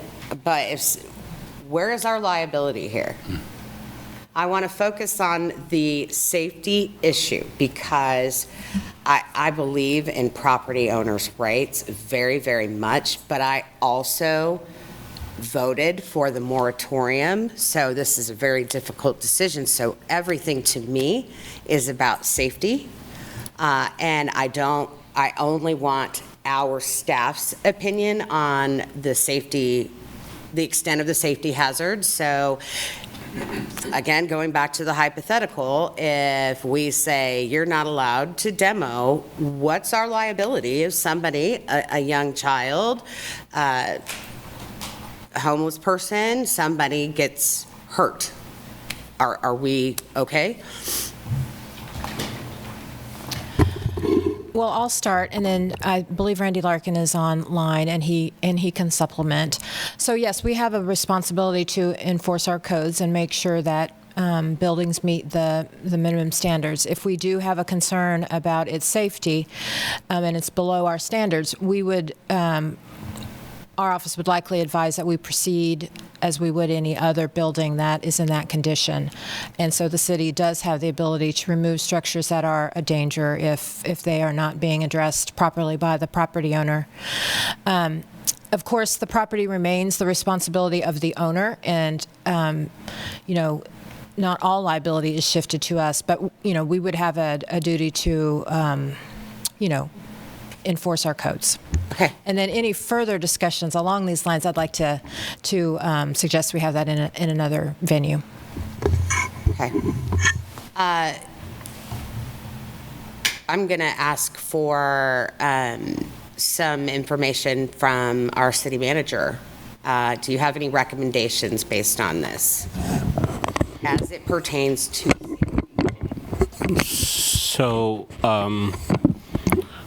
to our city attorney's point and our building official, once we identify a safety issue, then we are somewhat liable for it. And absent having a demolition ordinance, a comprehensive demolition ordinance that speaks to that regard, if the property owner, if we say we're not going to approve that, the exception, and the property owner ends up abandoning the property, now it's our responsibility to demolish it, right, and charge the property owner for it. But it gets to the same point of the structure will be demolished. And who pays for it is irrelevant. What matters is if the property is demolished. I don't know enough about the ability to rehab the project versus demolish it. But I'm not gonna say to the building official, well, your opinion doesn't matter. I think the building official's opinion really matters in the sense of creating the safety in that structure itself. So without getting into a lot of details, and I agree with the city attorney's office on a more comprehensive demolition ordinance, I think now we're put on notice, and we really have to do something about it. Okay. Well, I will go to say that I do agree with the moratorium. I want University Place to have the opportunity, but I cannot, in good conscience,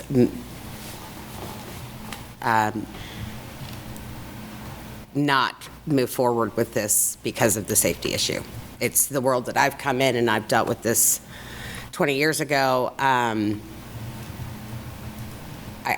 will be in favor of it, again, for the safety purpose. But with that said, I have had conversations with the property owners out in University Place, and they've made some good points.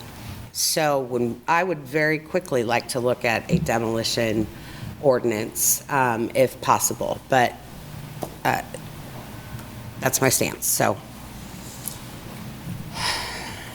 Commissioner Dever? Yeah, some people mentioned a financial decision. Of course it is. I mean, everything is a financial decision at this point because somebody has to spend the money to fix this building or they need to tear it down. Those are the two choices. The financial cost benefit doesn't make any sense unless it was a historical home or somebody famous lived there or it had some really special architectural features or say some stone pieces to it. I mean, then you might spend $300 or $400 a square foot to renovate this, which is what we're talking about probably in this case. The entire thing is up to the owner, and some people might want to spend that kind of money to rehabilitate a building. Some people might not want, but that's really not our job to make those decisions. Our job is to make a decision tonight of whether or not we need to abate a hazard, which was created either by the current landowner or somebody else, but it really doesn't matter at this point. The hazard exists. Our responsibility as leaders are to make the decision what to do next. We placed a moratorium, and we put one in place. Now it's up to us to make a decision. And for me, it's obvious that we need to put the health and safety of the neighborhood ahead of the potential historical nature of this building. And frankly, this is post-World War II housing constructed for probably a lifespan of 70 years. I don't know where we're at now, but it's probably already outlived its original cost and useful life. My guess is a nicer building could be placed there, and I don't know why the neighbors wouldn't want that. But for me, it's about the health and safety of the community, and I would make that decision based solely on that. So, Brian, question for me on this. Do we have examples in the neighborhood of people basically, and I'm not saying, they took long and the house became dilapidated to get around the moratorium, but are there going to be examples that you know of between now and the end of November where people are going to come up here and say, oh, we also need to demo X house because it's...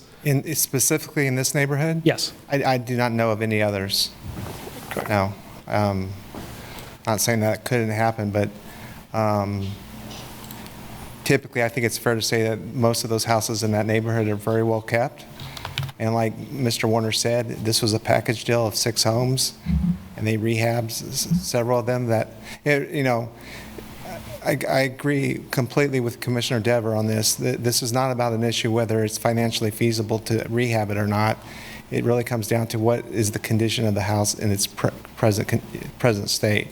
And that's where, my job isn't, I'm guessing it's not financially feasible. They've done the numbers, and it just doesn't make sense to try to rehab a house that's 700 and some square feet in that bad of condition.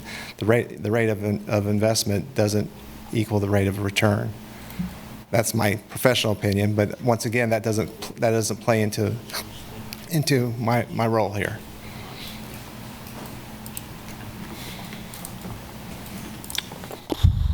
Yeah, I mean, Commissioner Polian, I'm kind of with you on this, where I recognize what we're trying to do at University Place. I recognize what we're trying to do to keep the historic nature of the neighborhood. I completely support that. And if it's a safety issue and we're being told about it now, and then some kid from Lawrence High goes in there. Well, now everyone knows it's there. It's on public record. Everyone get on the internet and find out this building's empty, dilapidated, and people can get into it. Now, whether or not we enforce the boarding up of the building, we can, but those things are removed nightly. So, yeah, we've made this a public thing now, and so I think there's an even greater due care that we need to put on this. So that's my opinion. So I'd agree. I'd like to talk about a demo ordinance in the future, maybe sometime in the next month or so to come back to to come back to this point, so it doesn't there's not a hole in that argument.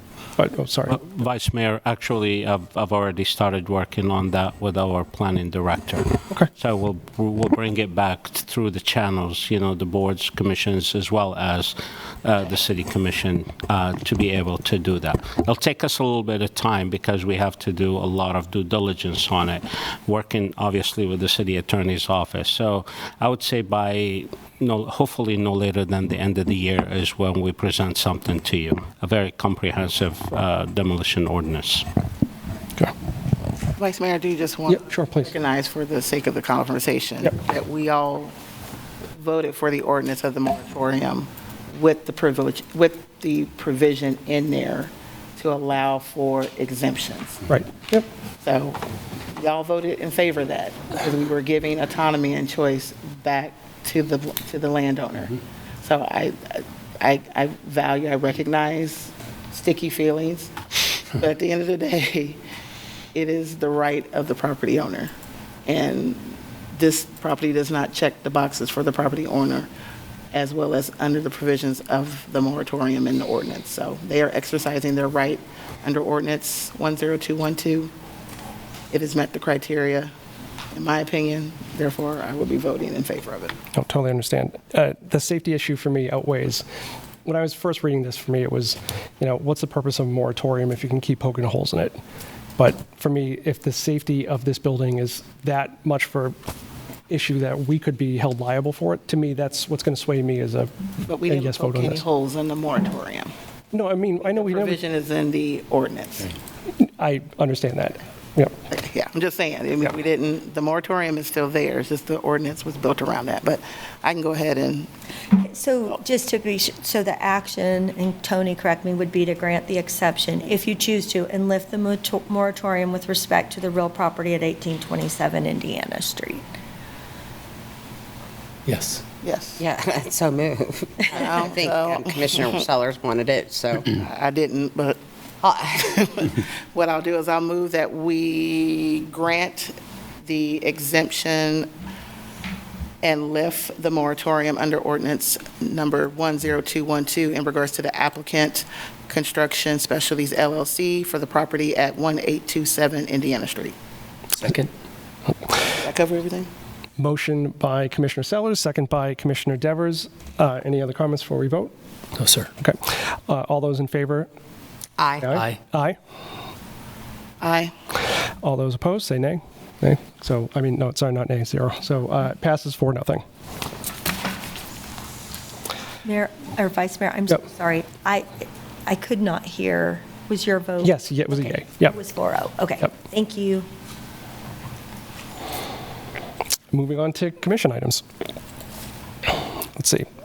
If you want, I can go first. So the budget proposal thing that I've been working on, that's in number 1, really similar to what Commissioner Polian was doing last month. That's a draft 1. I'll have a draft 2 next week, and then a final 1 to talk about and for our last meeting at the end of the month. Sounds great. Thank you. Yep. Any other comments from any of the other commissioners? I do. I do have one.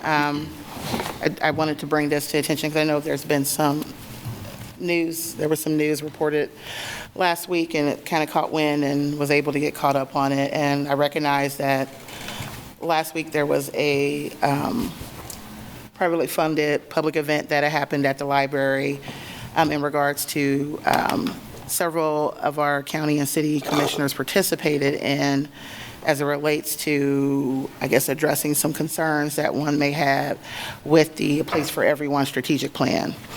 And what I wanted to bring back to discuss was, having read the stories, pardon me, and actually heard from several constituents who were there, there are a couple of things that bubbled up and came to my attention, not only from the community, but also outside of our community.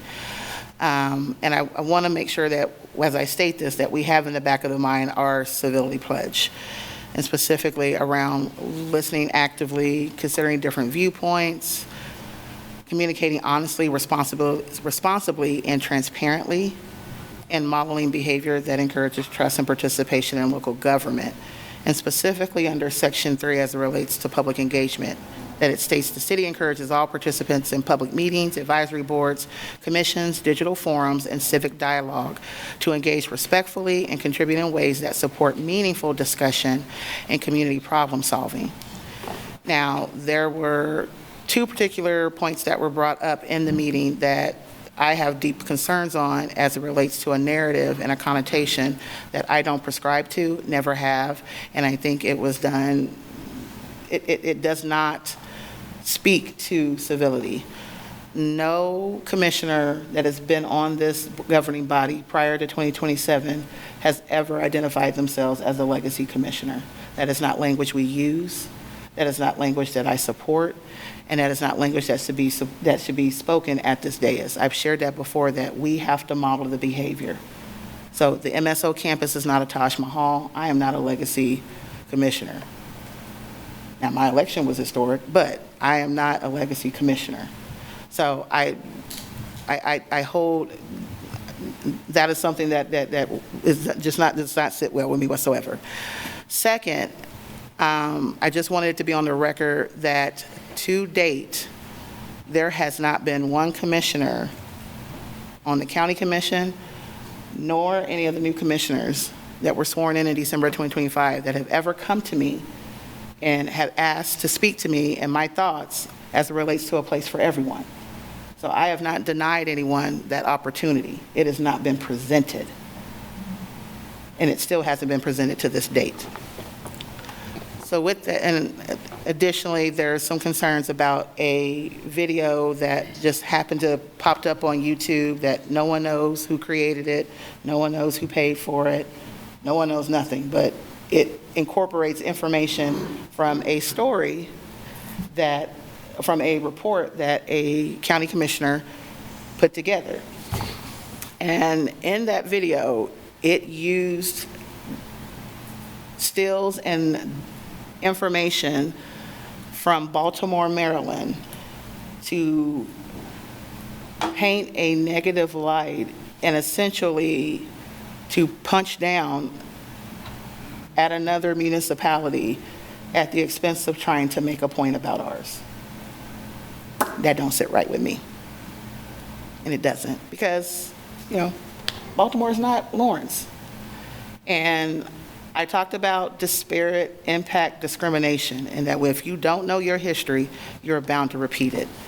So there are a lot of racial undertones that comes when people punch down and say, oh, well, they couldn't get it done in Baltimore, so how could we get it done here in Lawrence? Well, Baltimore is 5 times the amount of people, and they're a whole different structure. So I don't understand why anyone would condone that. And to date, none of the commissioners that were present at that meeting and spoke have come out and condoned that video. And as I checked this evening, it's still up on YouTube. So my comments as it stands, to the board of directors of NLC, to the board of directors of over 730 members of NBC Leo, where I sit as the first vice president, to the 641 members of the African American Mayors Association, to the Honorable Brandon M. Scott, Mayor of the City of Baltimore, and Board of Trustees President for the African American Mayors Association, and to the 15 members of the Baltimore City Council, and to the 569,997 citizens that call Baltimore home. I am deeply embarrassed and ashamed that our city and our community is associated with propaganda that uses subjective images of their community to cultivate a grossly dishonest narrative and disinformation campaign that serves no good for either community. These actions were malicious, intentional, and uses racial undertones tucked behind plausible deniability to discredit the leadership of a black mayor and its council. The video explicitly cites Baltimore as a primary example of failed public spending on housing.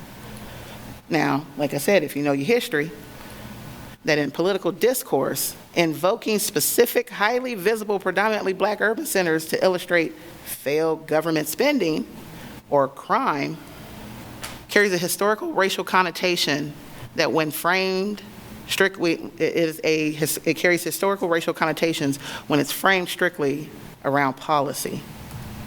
When you focus on criminalization and safety, systemic racism deeply impacts both homelessness and criminal justice statistics because it focuses heavily on law enforcement data that can carry implicit racial weight. So let it be known that since taking office, Mayor Scott and the Baltimore City Council has housed over 1,443 households experiencing homelessness and placed over 2,500 affordable units in development pipeline.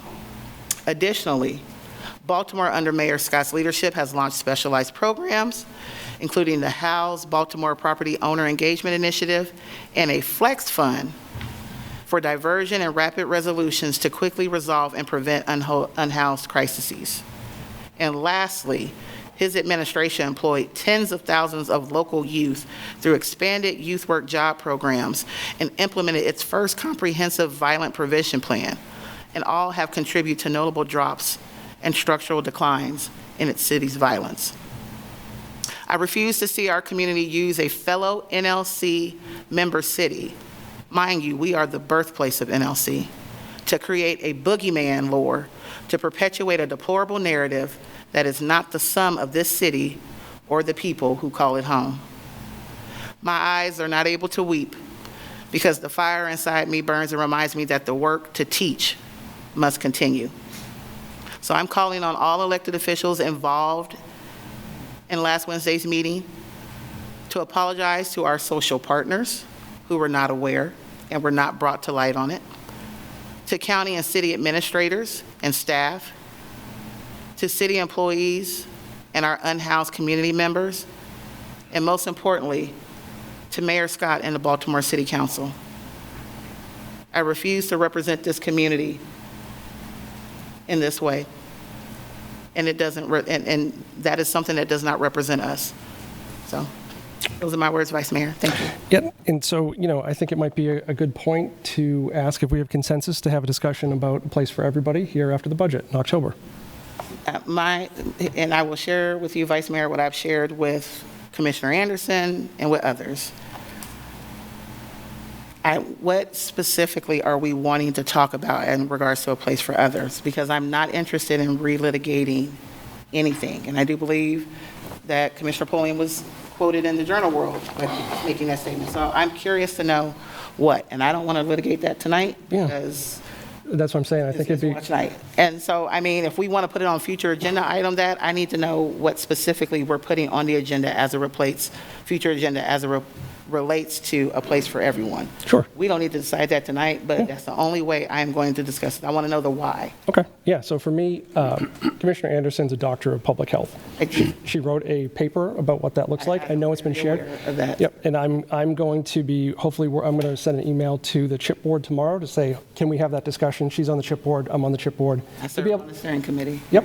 And so, to be able to just talk about that, because I think it's important to also say, what are we doing to connect people with the services from an unhoused perspective? I think that's what her paper brings up, and I'd like to have that discussion. Yeah, and I get that. What specifically about that? So are we wanting to look at how? We'll talk over. I don't want to. I'm not dismissing that because one, I never saw it, and the thing is that Commissioner Anderson didn't even provide it to us. She provided it to the public, and allowed the public to build a narrative around it before we had the ability, and that there was no consensus from a joint council to mitigate that. There was no. So we all have the ability to communicate with each other. We all have the ability to communicate with each other. We don't have to have consensus to meet together to talk about the concern, because I don't know what you want to know. But if you take some time and say, hey, Commissioner Sellers, I'd like to know your thoughts on a place for everyone. Can we grab coffee, popcorn, Cheetos, and do that? To date, no one has done that. So I don't want someone to come to me and say, let's have a meeting to discuss a place for everyone, when I don't know what you want to talk about in regards to a place for everyone. So let's do the due diligence of. Can we talk after? Not tonight, because I got a movie to go to, but we can talk. Okay, yeah, that sounds good. So let's saying, let's do that. Text amongst yourselves. Yes. Exactly. So we will 100% do that. Commissioner. Yeah, I would like to say that I was one of the commissioners Wednesday night, and it was to discuss ultimately the effectiveness of the plan, and if there was interest in discussing the effectiveness of the plan. Obviously, I'm an advocate of going back and ensuring that we are doing the best that we can, and reevaluating what we've done. There were some concerns that of folks in attendance that there was this approach of trying to scrap the plan, a place for everyone, or even say that the plan is a poor plan. That is absolutely not the case. The big sticking point is, what are our outcomes? As far as the video, yeah, it definitely rubbed people the wrong way. And the truth is, I don't know who created the video. And congratulations both to Lawrence and to Baltimore for the successes that we've both had, because we've had a lot. But again, there I think are some gaps. And I was told to do the work many months ago when I said, are we effective? And I was told, do the work. I have done over 100 hours of work in meeting with partners, service recipients, service providers, boots on the ground folks, leadership at our partners. And I haven't met a person that hasn't said that there is room for improvement there. And so this is me doing the work. I have extreme hope. We had really, I would say, proverbially both sides of the aisle. We had the folks that are boots on the ground, who are amazing at what they do, and we had folks on the other side that are angry. And I'm not saying one way or the other, who's right, who's wrong. It's all about, have we defined success? Are we measuring it? Do we have the appropriate metrics? These are all the questions that were asked. And honestly, I felt like it was a pretty good meeting.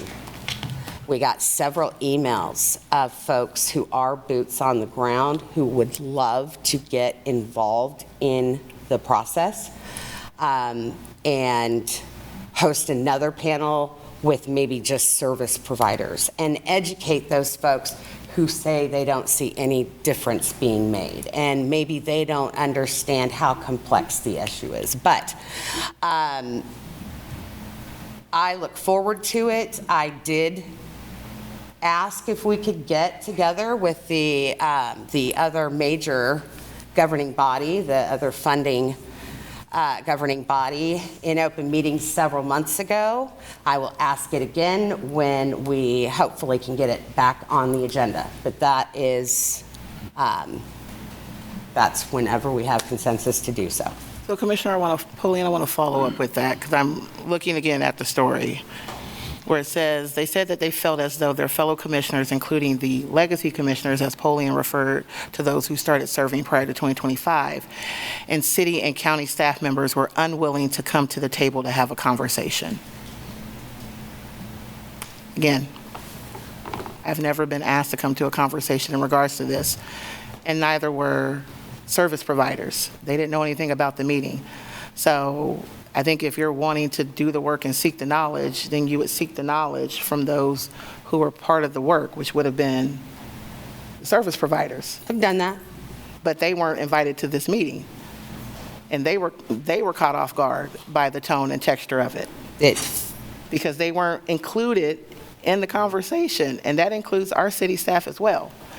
So I'll just put that there, but I think it's interesting that the timing of the meeting and the timing of the video, and that the subject of the meeting was included in the subject of the video, but yet nobody knows anything about it. But I'm not here to litigate that.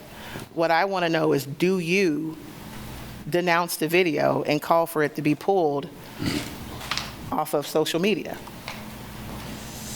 Because it negatively paints the light of a fellow NLC city, one that is ran by a black man who has done exceedingly and abundantly great things for his community. Mm-hmm. And the fact that it has been used to punch down and say, well, we don't want to be like Baltimore. Do you condone that?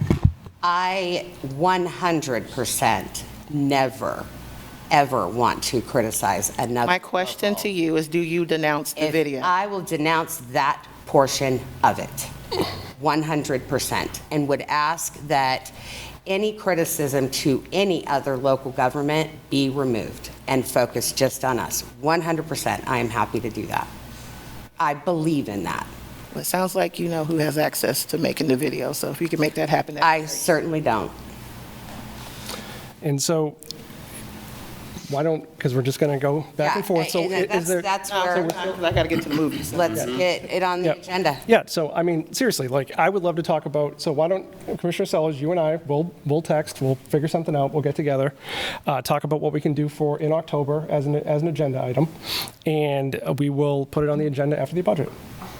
Yeah, and I would just like to know what effectiveness means when we have that conversation. Perhaps you can put a few notes together of defining effectiveness. No, that I think is ultimately. Okay.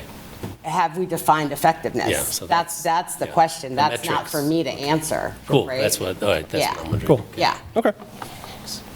Good discussion. Thank you. That is consensus to add it as a discussion item. Yeah, I think to so. the agenda? Yeah, at least tentative, and then we'll figure out the details as we go. We want to talk about it if more. We just, it's a high-level discussion. Yeah. And then if you want to have a specific one about effectivity or efficacy, whatever you want to say. TBD. Yeah. Okay. I'm with her. I don't want to relitigate this either because we have so much relitigation going on. We spent a lot of time relitigating for the last 9 months. I'd like to really focus on our future, and this is what I'd like to do. So Yeah, I would too, absolutely. Yeah. Any other new items for the calendar?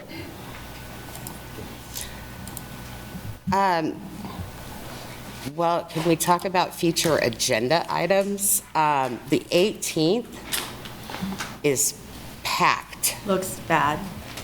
And I think a lot of these, the public will want to comment on. Also, I don't know if this was intentional, if it's a duplication, but there's the 11th as the Lawrence Public Library Community Vision Plan presentation. That's also under the 18th.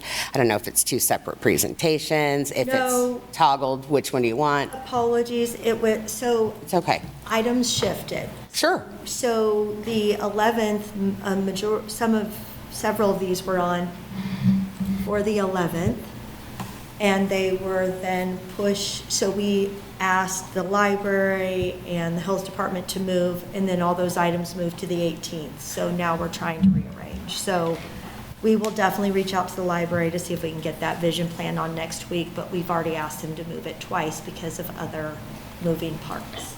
Understood. These are also pretty. A large majority of those are the same, I mean, they're the same Yeah, project. Yeah. project, yes. Okay. Gotcha. And is it another 288 acres, or is that the one we just did last month? It's okay. It's no big deal. Yeah. That's all. Okay. But we're working on it. But there will just be one presentation from the library, and it's been moved twice, so that is my error. Currently, we have them for the 18th. I think I may see Brad tomorrow at executive team. If not, we'll reach out to him to see if we can move him back to the 11th. Okay, sounds good. I understand the challenge. I just see like midnight. And then the last thing is I see RFQ for municipal advisory services, yet again to be determined. May I have an update? It's planned for the 11th. Sorry, it just didn't get That's put on okay. there. Great. Thank you very much. Okay, that was all I had. Any other discussion under commission items? No, sir. Thank you. Okay.